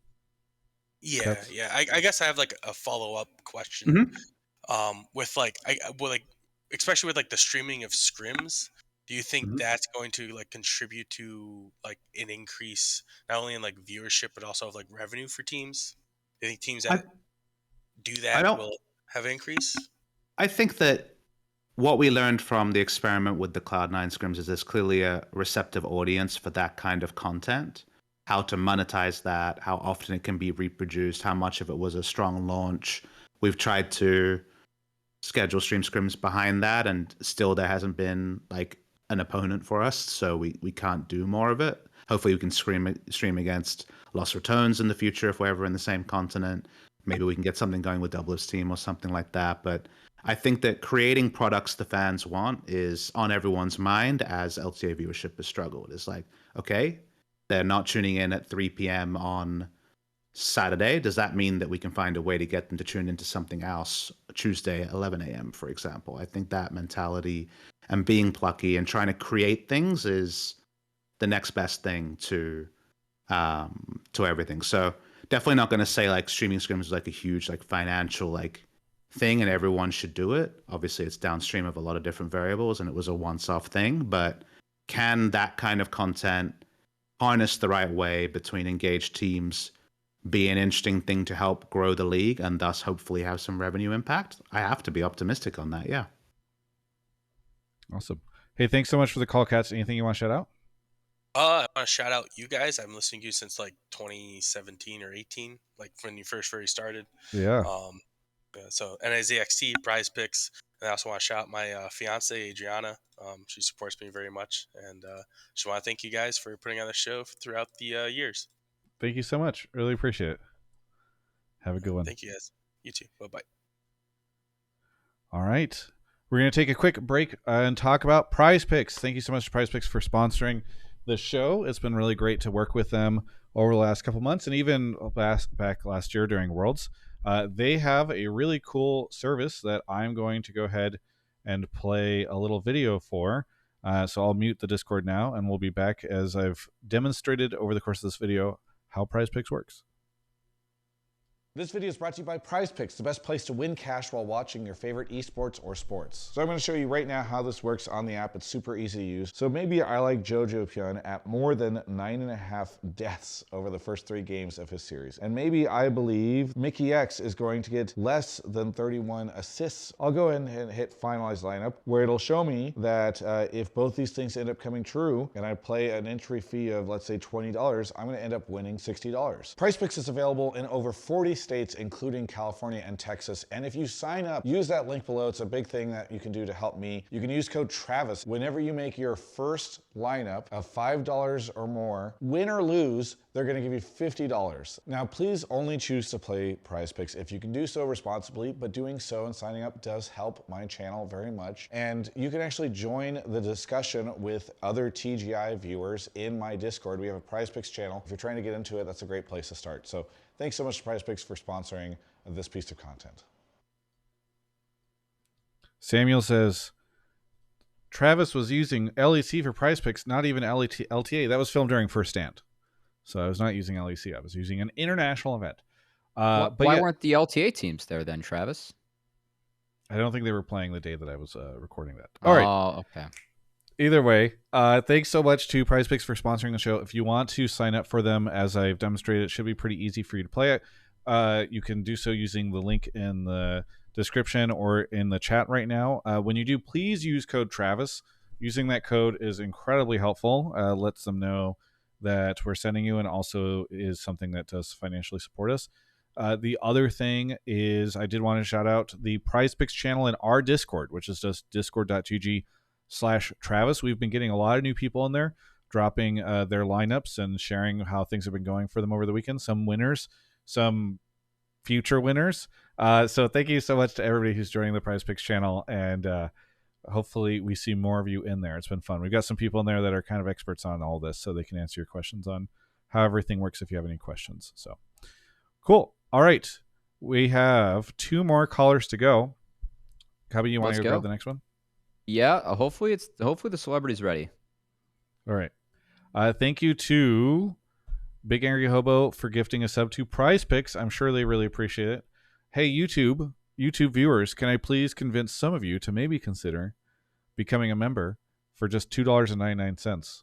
You can do so really easily in the UI element, and doing so gets you access to exclusive videos, and lets you guys compete a little bit with Twitch, because tonight Twitch is kicking your ass. I try to play you guys against each other. It doesn't usually work that well, but if not, you can always come over to Twitch and use your Prime sub on Twitch.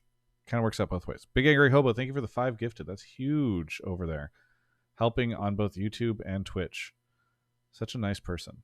But yeah, thank you to everybody who does become a member over on YouTube. We're just waiting for Cubby, who seems to be sorting through some technical issues potentially. Thank you to Samuel for becoming a TGI intern over on YouTube. Yeah, just $2.99 is cheaper than a sub on Twitch.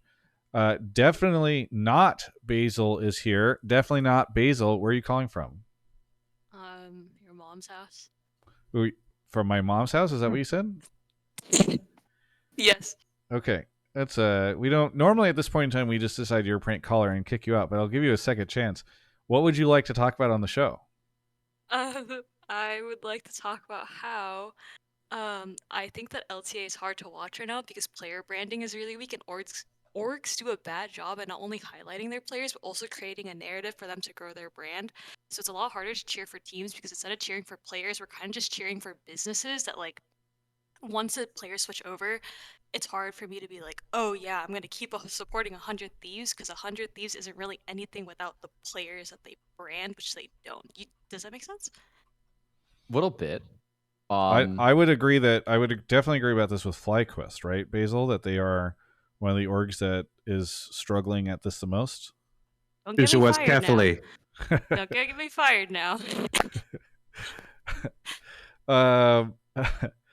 No, go ahead, Covey. You were going to say something and I stopped you for a dumb joke. No, I was just going to ask, like, Basil, obviously you're a very successful creator. Like, are there any avenues or angles do you feel like teams are missing or not doing to support their own players? I think obviously winning is very important, but I think the orgs are almost too focused on like the win itself rather than like what causes that win. For example, I'll just use FlyQuest as like an example, not in a bad way, right? But like, for example, there are very like key personality traits, just like something that I think isn't highlighted enough is like Quad is a very like outspoken person and player, you know? And I think that's not highlighted enough. And I understand that this also means that, players do have to play a bigger role in doing this. But because they're still like, I think people forget that these players are still kind of like really young people who never got to experience real social aspects of life, that growing their own branding is really difficult because they've relied so heavily on for other people for like general life stuff. So it's almost up to the org to supply them with that like push up, and obviously if players don't take that and grow, that's not the org's fault, but I think there is a lack of drive from orgs to highlight their players and their like personalities. Yeah, I mean, for a while, I think it made sense because players were moving between the rosters so often that it didn't really, like, teams were not incentivized, quite frankly, to build any attachment to a player, because there was probably above a 50% chance at one point in time that if the player was starting on your roster at the beginning of the year, they were not going to be starting on your roster at the next year. So, but I do think that has changed. It's kind of a dangerous mindset to have, though, that like a resignation mindset, like, okay, like they're just names on a board, why even try? Like, I do think that giving it a red hot crack, as an Aussie would say, and like trying to, attempt it, work out what works, what doesn't, what formats fit, what don't, and then try to like, okay, now we have 5 new names, at least we have techniques we've tried and kind of like formats we're comfortable with. We try it again, and then when someone eventually sticks, you've theoretically helped grow their star and sow seeds over time, is like a pretty important mindset to take. Obviously, we had a full roster change after the 2023 season, and it's only the first year that we've like retained a core year on year.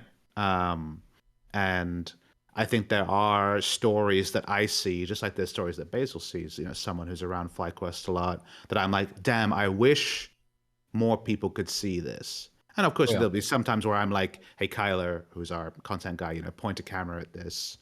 And sometimes I'll, be focused on something else and like hope something manifests. And sometimes Basil will drag something out of someone and we get to highlight that. But there's always stories that go untold. And some of that's just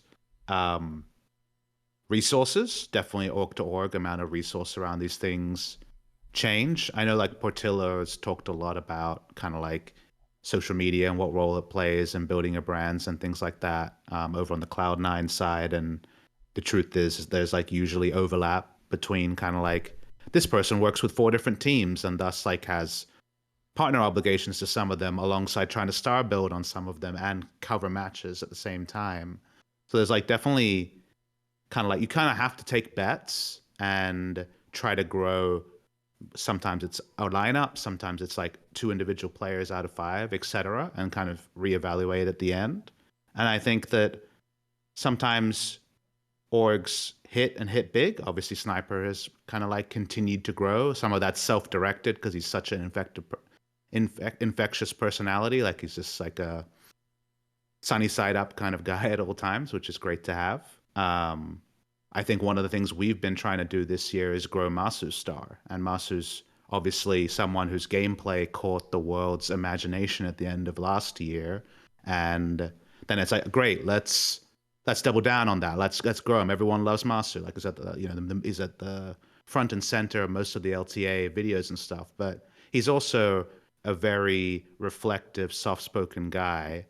And he's not going to do splashy things. He's still funny and engaging in his own way, but none of it like really fits with like a Zoomer TikTok short attention span kind of format. So you try a couple of things, they don't really go the same way.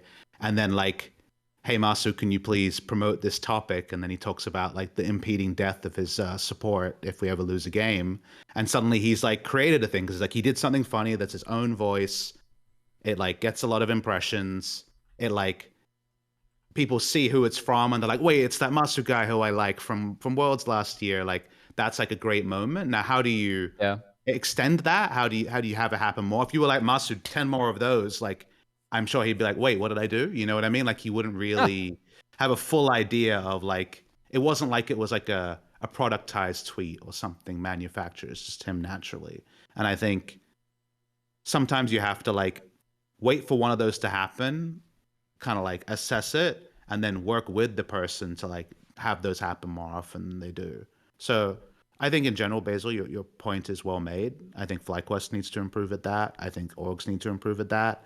I like what I see these days more than I did in the past, but it feels overall like there's less because you've lost, like, I know who Double Lift is. I know who Bjergsen is. Like, you've lost the, like, 5 or 6 layout personalities where you don't need to do any work to maintain their brand to the viewers. Like, everyone knew what Bjergsen, Double Lift, Aframo, Medios, etc. were about, and kind of like nothing needed to be done to accelerate their growth. And I think there's still a lot of work to be done to accelerate the growth of our current crop, but there's definitely a lot of gold there. It's just a little bit harder to unearth. I would love to hear from you, Basil, what you would like to see. Like, what are specific examples that you would like to see orgs do? Because it sounds like you're like, hey, look, these players are all little babies. They don't know how to exist in the real world. They need the team to take care of them. And the teams need to help them figure out how to be, like, how to build their own brands and that type of stuff. So what is like a couple of concrete examples of something along those lines? Let me think. I mean, I think it could be, this leads to like a half point from my end where it's like, I think this would also be a lot easier for orgs if there wasn't so much public backlash from the Western fans of League about like quote unquote K-popification of League of Legends. Because I think like this is why it's a complicated thing and I wanted to bring it up because it would be like nice to hear other people's opinions, where I think the inability to have like fans be more okay with said, you know, K-popification kind of hurts because orgs don't really know how to navigate. How do I like almost show this player as like an idol without having backlash of like, oh, this is really cringe, this is really stupid, you know? Because I think this is something that started happening like the Valorant scene where there was a lot of backlash, and whenever there are fans on the NA side. I know there's a lot of like people that banded together, for example, for the what's it called, the photo card stuff, right? LTA art, That kind of like Yeah. them. yeah, overall got positive reception, but whenever there is a fan that does like stuff like that on, how do you say, like more private, like I don't know, like posters, whatever, and it's like very like idly, I see that there is a lot of backlash of like, oh, that's so cringe, like don't treat our players as like your K-pop boys, you know? And I'm not saying that that's like the one solution, but I do think that it is like a big contributor to why it's hard to follow and But grow that like sounds like it's on player personality. the fans rather than the teams, right? So I'm just trying to, Yeah, because like yeah. I agree with you that teams should do more. I always call out FBI as you go to his Twitter account, and it is just dead. And it's not like he's active on other social channels, from what I can tell either. So like, I agree that teams can, or players can do more. It's just hard for me sometimes to figure out what teams' role should be in helping these players build their brands versus like how much players should be working on figuring out how to do this themselves as well. I think I sometimes teams don't highlight like the individual stuff that players like do. Like although like some players do stream, and then I know this kind of sucks because it takes someone from the org to do this work, but like players will stream and orgs either like won't really talk about it. They'll maybe like repost, but you know, with how like algorithms work, it doesn't really do that much, you know? yeah. I think there should be a lot more like I don't know what the right wording is, but like fan made content through the org being the fan of the player. Does that make sense? Where Yeah. it's like you can create more edits of your players. Like if I was like a new fan, I really wouldn't really know how good Masu is, for example, unless we made like something for me to like watch back, like a montage, you know? And I know that like in the past, I used to be like a super big fan of like Double Lift and stuff, and obviously older LCS players were a lot easier to like, you know, advertise and like look at their stuff. So I think now it's like up to the orgs to almost like fill that in by being like, here's a montage of our player, because you know fans aren't really making it because it's hard to follow these players because we don't really know what they do, you know? Yeah. I think that's a decent read too on how at least orgs can assist players. I mean, that's something where like earlier in the chat, I mean, people were like, "Hey, Blippo has his own brand." Like, yeah, I mean that's for sure the case with him coming into FlyQuest, but doesn't mean that FlyQuest didn't help him, you know, get out stuff like, "Hey, you can publish that top line tier list," or yeah, like work on coaching content if that's your passion, right? Enabling players to kind of obviously that's a unique vertical for him that he's passionate about and really good at, but there are other angles for that. And it's not just players too. I mean, I love the TL video with Spawn, right? The 1v20 and the debates. I think that's a great way to promote someone in a really unique way. I think we've seen some teams do that. I also do want to credit, I feel like the LTA account actually does a pretty good job of navigating the shorts algorithm and like what actually works for shorts. And sometimes they are able to find hits that do somewhat feature teams and players like in that player room, which I like. So I think that there are a lot more moments for this and like some things that aren't utilized. Like, for example, I kind of like after an LCK game, when the teams win, every player gets the camera on them and they get like a celebration moment. Some people might argue that is like K-popification of the sport, but I think that you get some really unique moments and celebrations from that, whether it's like Pioshik dancing or we had players like wearing soccer, baseball jerseys after their win for like Korean stars. I like there are a lot of there's like a lot of potential still here that I think that some teams don't run with as well as others. So uh, I think that this is always something, Basil, where like you can look at this and be like orgs can do more. But I also appreciate, I mean, your background, some of the ideas that you bring as someone that does this on like for your own living, right? And kind of what you want to see as a fan that's really educated about this game too. Last question here, Basil. Yes. I was thinking a lot about what individual players can kind of do for their social media.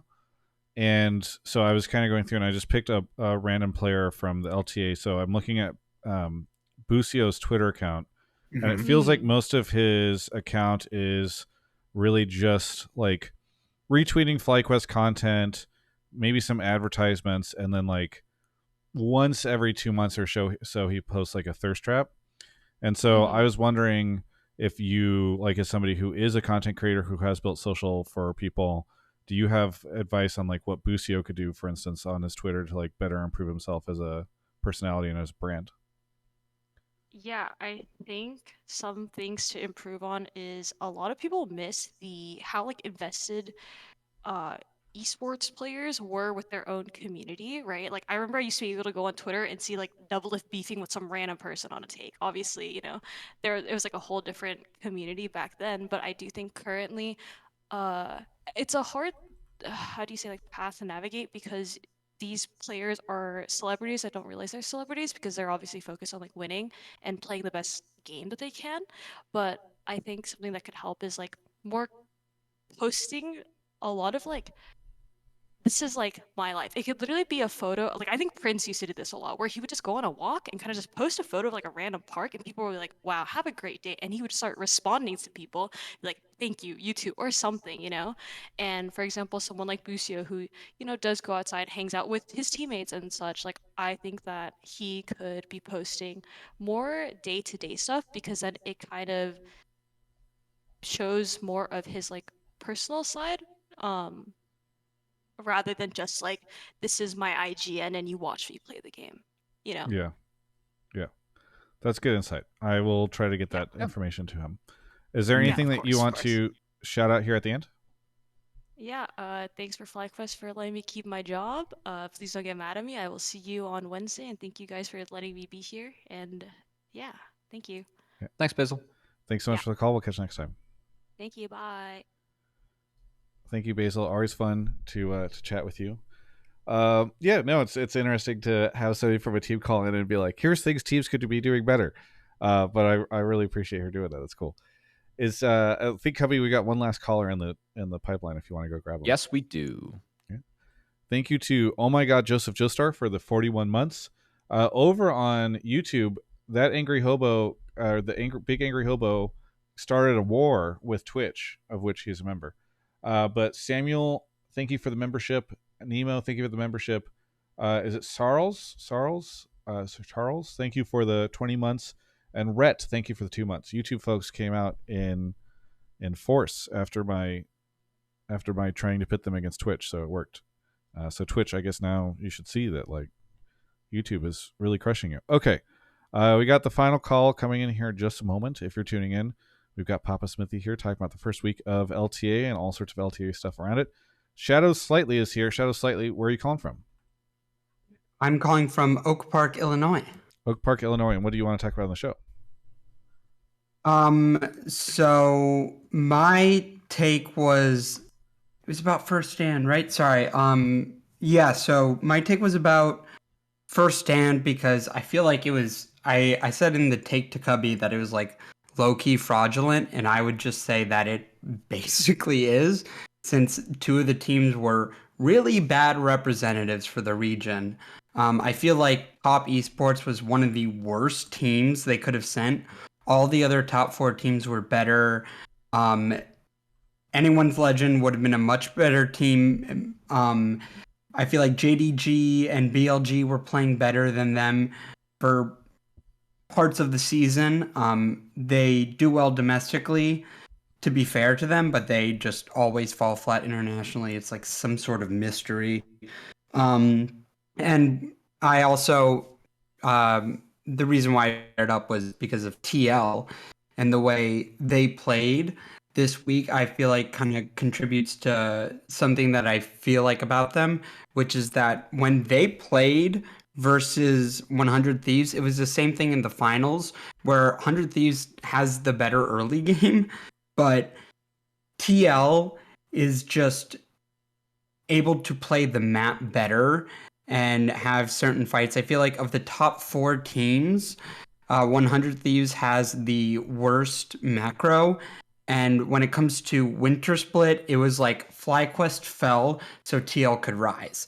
If FlyQuest had beat 100 Thieves in that semifinals, they would have, I 1000% believe, I would bet my entire bank account on it, that if it was another finals of FlyQuest versus TL, FlyQuest would have probably been the team that with a 3-0 scoreline, and they would have done much, much better at first stand. And I think, especially because they're a team that I feel like, is just the best, one of the best fearless teams, even in the West, better than even G2, because I feel like despite how weird Caps can be with his champion pool, I feel like, Bwibo and Inspired have really wide champion pools. But yeah, I just feel like NA and China sent pretty bad representatives. So, Cubby, why don't you take this up? I think that this is an example of sometimes when you go to international events, there is a difference of play than what we had domestically. Again, everyone that won the split. I think that you can argue with the different format for split one. I mean, if I'm going to be realistic, I think that some teams took it more seriously than others. And I think that we definitely saw that in leagues. Like, for example, LCK, I actually really liked how they used split one. They tested out a couple of challengers players. We saw multiple teams doing that. They were pretty public and being like, hey, we're going to use this as a testing ground to make sure that we're prepped for split two and split three, and that's fine. I think that BLG, looking back, there were a couple moments in their series where they really left me with my head scratching, and it really feels like that they are the team to beat still in the LPL. We didn't obviously have them representing, but I just think it's more of a variance, and then also what happens when you have to go prep for an international tournament, because I'm covering the LPL, right? I can tell you for a fact that Top Esports did look better domestically than they did internationally. I think that they had a really poor tournament, but again, looking through those playoffs, I'm like, are they the best team from LPL? No. But did they deserve to be there? Yes. So I think that it's definitely just a combination of that, the low amount of teams, there's a lot of variance, and the fact that it's honestly an international tournament that has never been closer to Worlds, where that being the big hype tournament it is, maybe the expectations that you have from that were a little bit different in a split with a different format. Also, keep in mind that the strategy for that tournament, it was all lane swaps before and then no lane swaps at the tournament, which is dumb. I hate when Riot has a change that overhauls an entire split before the international tournament, because it feels like the play that you use to justify yourself even getting to that position is now unwarranted at the tournament. So I think that there were just a lot of variables and variants that kind of led to this. I think the last part that Cubby hit on is what I focus on, and it's why I don't agree with the exact language, but the idea of first stand was fraudulent, I don't agree with that as a sentence fragment, but the idea that first stand sent the best representative for the meta at the tournament because that's the team that won the league that happened a couple of weeks before was entirely invalidated because lane swaps were removed. And the thing that Riot missed here, the tournament being single round robin, best of 3 into playoffs, a 5-day tournament, if lane swaps weren't removed, the tournament would have been way better. I don't like lane swaps, so I'm happy they were removed, right, for split 2. But because they sampled in a lane swap meta who was the best team, and then removed lane swaps and were let's have them play each other. Yeah.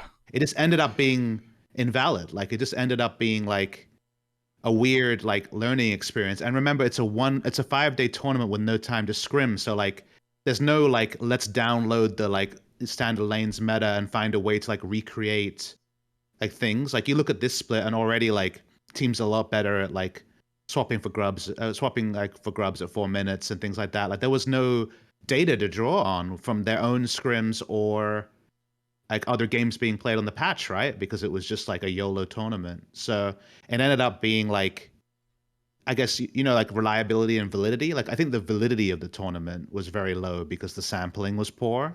The wrong sample was done for the teams that were there. I think that the thing I take away from it is Carmine Corp, because of their build, because they have young players who really needed the run. You have Yike trying to be a leader in and of himself, and then someone like Kalist and Vladdy getting their first international tournament. Just going through 5 best of 3s and then eventually playoffs, so 4 best of 3s and playoffs. That's going to be huge for them, that will lift them coming into this split. That's a really important experience. Whereas Team Liquid being an old team, a settled team, it actually laid their flaws bare instead. It made them question a lot of their assumptions. We listen to Spawn. It's very much, I don't like how my team responded to first stand. Therefore, I'm thinking about, like extended rosters and things like that. And it's like fascinating that because there was a truncated split on one meta, changed the meta for an international tournament, the mixture of teams is not the best fit for that tournament. Everyone kind of like got their own takeaway, like the 6-man roster worked, the veterans got frustrated, the young players got better for the run. Korea won because of Korea, and TES was like a sampling bias where like they clearly like were very strong in one meta, and then, I would guess that if TES had time to breathe between series, they could like steady themselves, but like it felt like they like rage queued the last couple of best of threes, like they had a win, they lost, and then it was like, fuck it, I'm just gonna keep queuing up until I win, and they just didn't win. Like that's like kind of the vibe I got, and that's the problem. Is I hope Riot takes away the right learning. You can flip the meta if there's enough of a break and it's a long tournament. So if you flip the meta before Worlds and you have enough time for boot camps and things, it can happen, but only do it when like you really need it. When it's like, okay, viewership trend is people hate lane swaps, we have to change it, but it's a long tournament. Okay, that can be done. But okay, there's like a short break and then you go straight into like a sprint tournament, i.e. like back-to-back match days. Do not change the meta. Like it actually did make it a invalid tournament, but it's still like, it was still fun watching it. It just like, I felt like I was watching a Michael Bay film. There wasn't a lot behind it. Like it was like a popcorn film where it's like, well, the Korean team was the best. The good guy won in the end, but like how we got there was whack. And the like, 1 and 4, everyone 1 and 3 was whack. Like too much of it was whack, I guess is the long part of my monologue. Yeah. I mean, there's not much to be said that hasn't been already said by both of these lovely folks, but I never want to. What was the term that you used to say it wasn't? Was it invalid or fraudulent? Well, fraudulent.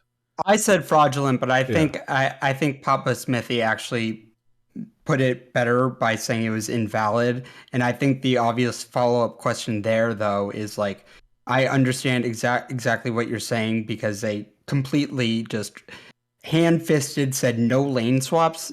But the obvious follow-up question is, why not just have like a 3-week patch? Why not like delay that patch by a week? Or why not like wait to introduce those changes? Because I feel like if what you were saying, like, you completely changed the meta, so teams like TL and top esports who were good at these lane swaps, which is like definitely true, and what Cubby was saying was true too about like their domestic performance, is like, why not just delay that patch? Why not have a 3-week patch that was the same for finals and for first strike? Like, I feel like if that had happened, I wouldn't even have this take that like, oh my god, it was so fraudulent. The truth is that dev timelines and like tournament timelines very rarely line up. Riot tries way harder than, other publishers. Like Valve, for example, will like change a patch one day before, and the TO's scrambling to work out if they can like even if they take it on or not for Counter-Strike. So I think that from watching Freak's balance videos, I try to watch that to understand what Riot's trying to do. If he very much felt pressured, like get these changes done, even if they're inelegant for solo queue now. And I think one way to interpret that is, oh, it's so the international tournament is way more hype. If that's true, I think it was a bad reason. If it's, I know we're going to have to iterate on this, and I know teams are scrimming, so the first launch might be okay, but like we'll have it perfect so that split 2 is like going to hit the ground running, then it's more valid. So like, which one do you choose? Can you like ship it later? And thus, if it's like borked, it borks, tens of teams around the world instead of 5. Like, I don't have the answer. Like, I don't have to know the answer to that. But I think dev timeline trade-offs are something that go a little bit under the radar. It definitely felt like they were pressured from above, which I the other interesting thing from First Stand. Where's that new UI, guys? I haven't seen it anywhere else. It's just going to be like the international tournament UI. We just all have to like watch something different when the international tournaments come in. No league adapted this. Nothing of value was lost. Well, I think everyone hated it. That's kind of why it wasn't adapted. I know. It was just. He's was just picking a trash when it first scab. came in. He's just picking a scab 20 minutes after our show normally ends because he's being a salty man. But regardless, I do really appreciate the call, and we don't normally tend to do too much of this reflection on an international event weeks later, but I think given what we've seen and sort of the additional data we have, I appreciate the take. So thank you so much for the call. Anything you want to shout out here at the end? Yeah, shout out to NZXT and PrizePicks for sponsoring the show. Shout out to you guys for having an awesome show. Shout out to Best of the West, a podcast for all things LT North and LEC. And yeah, that's all my shout outs, I think. Yeah. Thank you so much for the call, and we'll catch you next time. Peace. All right. That is the show. Best of the West shout out. That was a deep cut. Cubby, do you want to give your plugs and shout outs here at the end? Yeah, everyone tune into the unofficial English broadcast for LPL at LPL English, LPL_English on Twitter. And NACL as well. I also get to co-stream NACL. A big shout out to Whooply, actually, who and changed around the rules. I was technically violating global rules by co-streaming a league of which I'm a caster in. They enabled us to now co-stream what we the days that we don't cast, which is really big for me. So you can follow me there, and I'll do hopefully LCS VOD review tomorrow, as I've had quite the busy casting schedule this past week, but it's been fun. And then shout out to my alma mater, Miami University, and Isaac and Devin, the student casters who had me join for the TriCast. That was a lot of fun. We had a best of 5 that featured a backdoor victory with Elder Dragon ticking and 500 HP left, and then another attempted backdoor that was stopped by an inhibitor respawning. Trundle couldn't get through the Nexus. It was quite the banger series for master tier players. It was a fun time. So, yeah. We didn't even talk about. It's funny. I'm kind of down to talk about tier 2 a little bit when it relates to Double O stuff, because it was funny to see last week's games. They do have a front-loaded schedule, so I think they're playing a lot of the better teams in the league early on. But yeah, NACL is a much stronger league than NLC. It's closer to the strength of. I think that LFL and EMEA Masters are still stronger, but it's a decently competitive league. Like Dark Zero and Luminosity Gaming and CCG even are pretty decent teams, so we'll be competitive. How about you, PapaSmithy? What would you like to shout out? Shout out to Andecy, NZXT, and Olipop, our sponsors for the LTA. Big shout out there. Obviously, NZXT, our shared sponsor. Always lovely to plug. Shout out to the fans.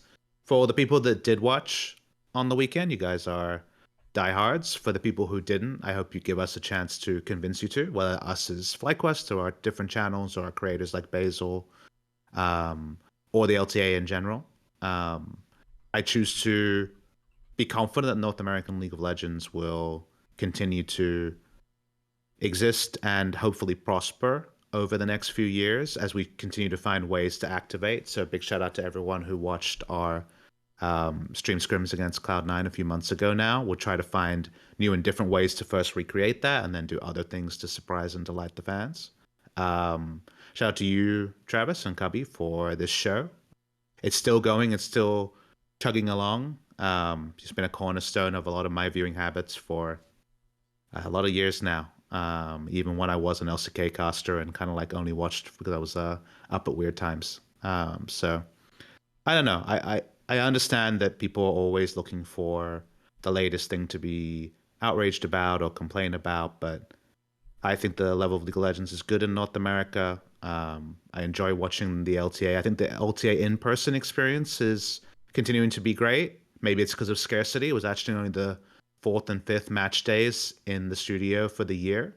It was nice to see VCT in the closet, not going to lie. So, yeah, I hope we just keep going on. And I like the fact that we're going to see every team face each other once in the next 2 weeks, because we haven't done that this year. And for some reason, that's a novelty. So let's enjoy it while it's here. Thank you so much, PapaSmithy, for coming on. I'm always very appreciative when you reach out and say, hey, how about this week? You need a guest? And so I do really appreciate it when you do that. I think it's tough these days to find folks who want to do the show, and just I think generally want to do content in general. So I appreciate the people who take the time to invest in that type of thing.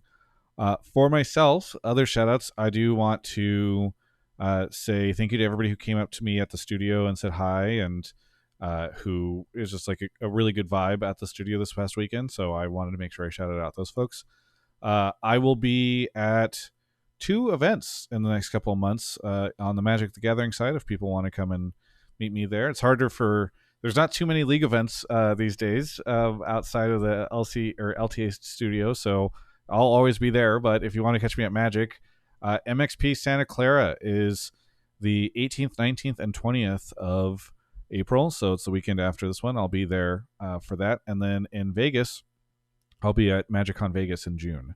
So hope to see you at one of those things if you like Magic and you want to play Commander with me or end up at an event or something. It's always cool. So thanks everyone for watching. This has been Hotline League. We'll see you all next week as we continue on our conversations around the LTA.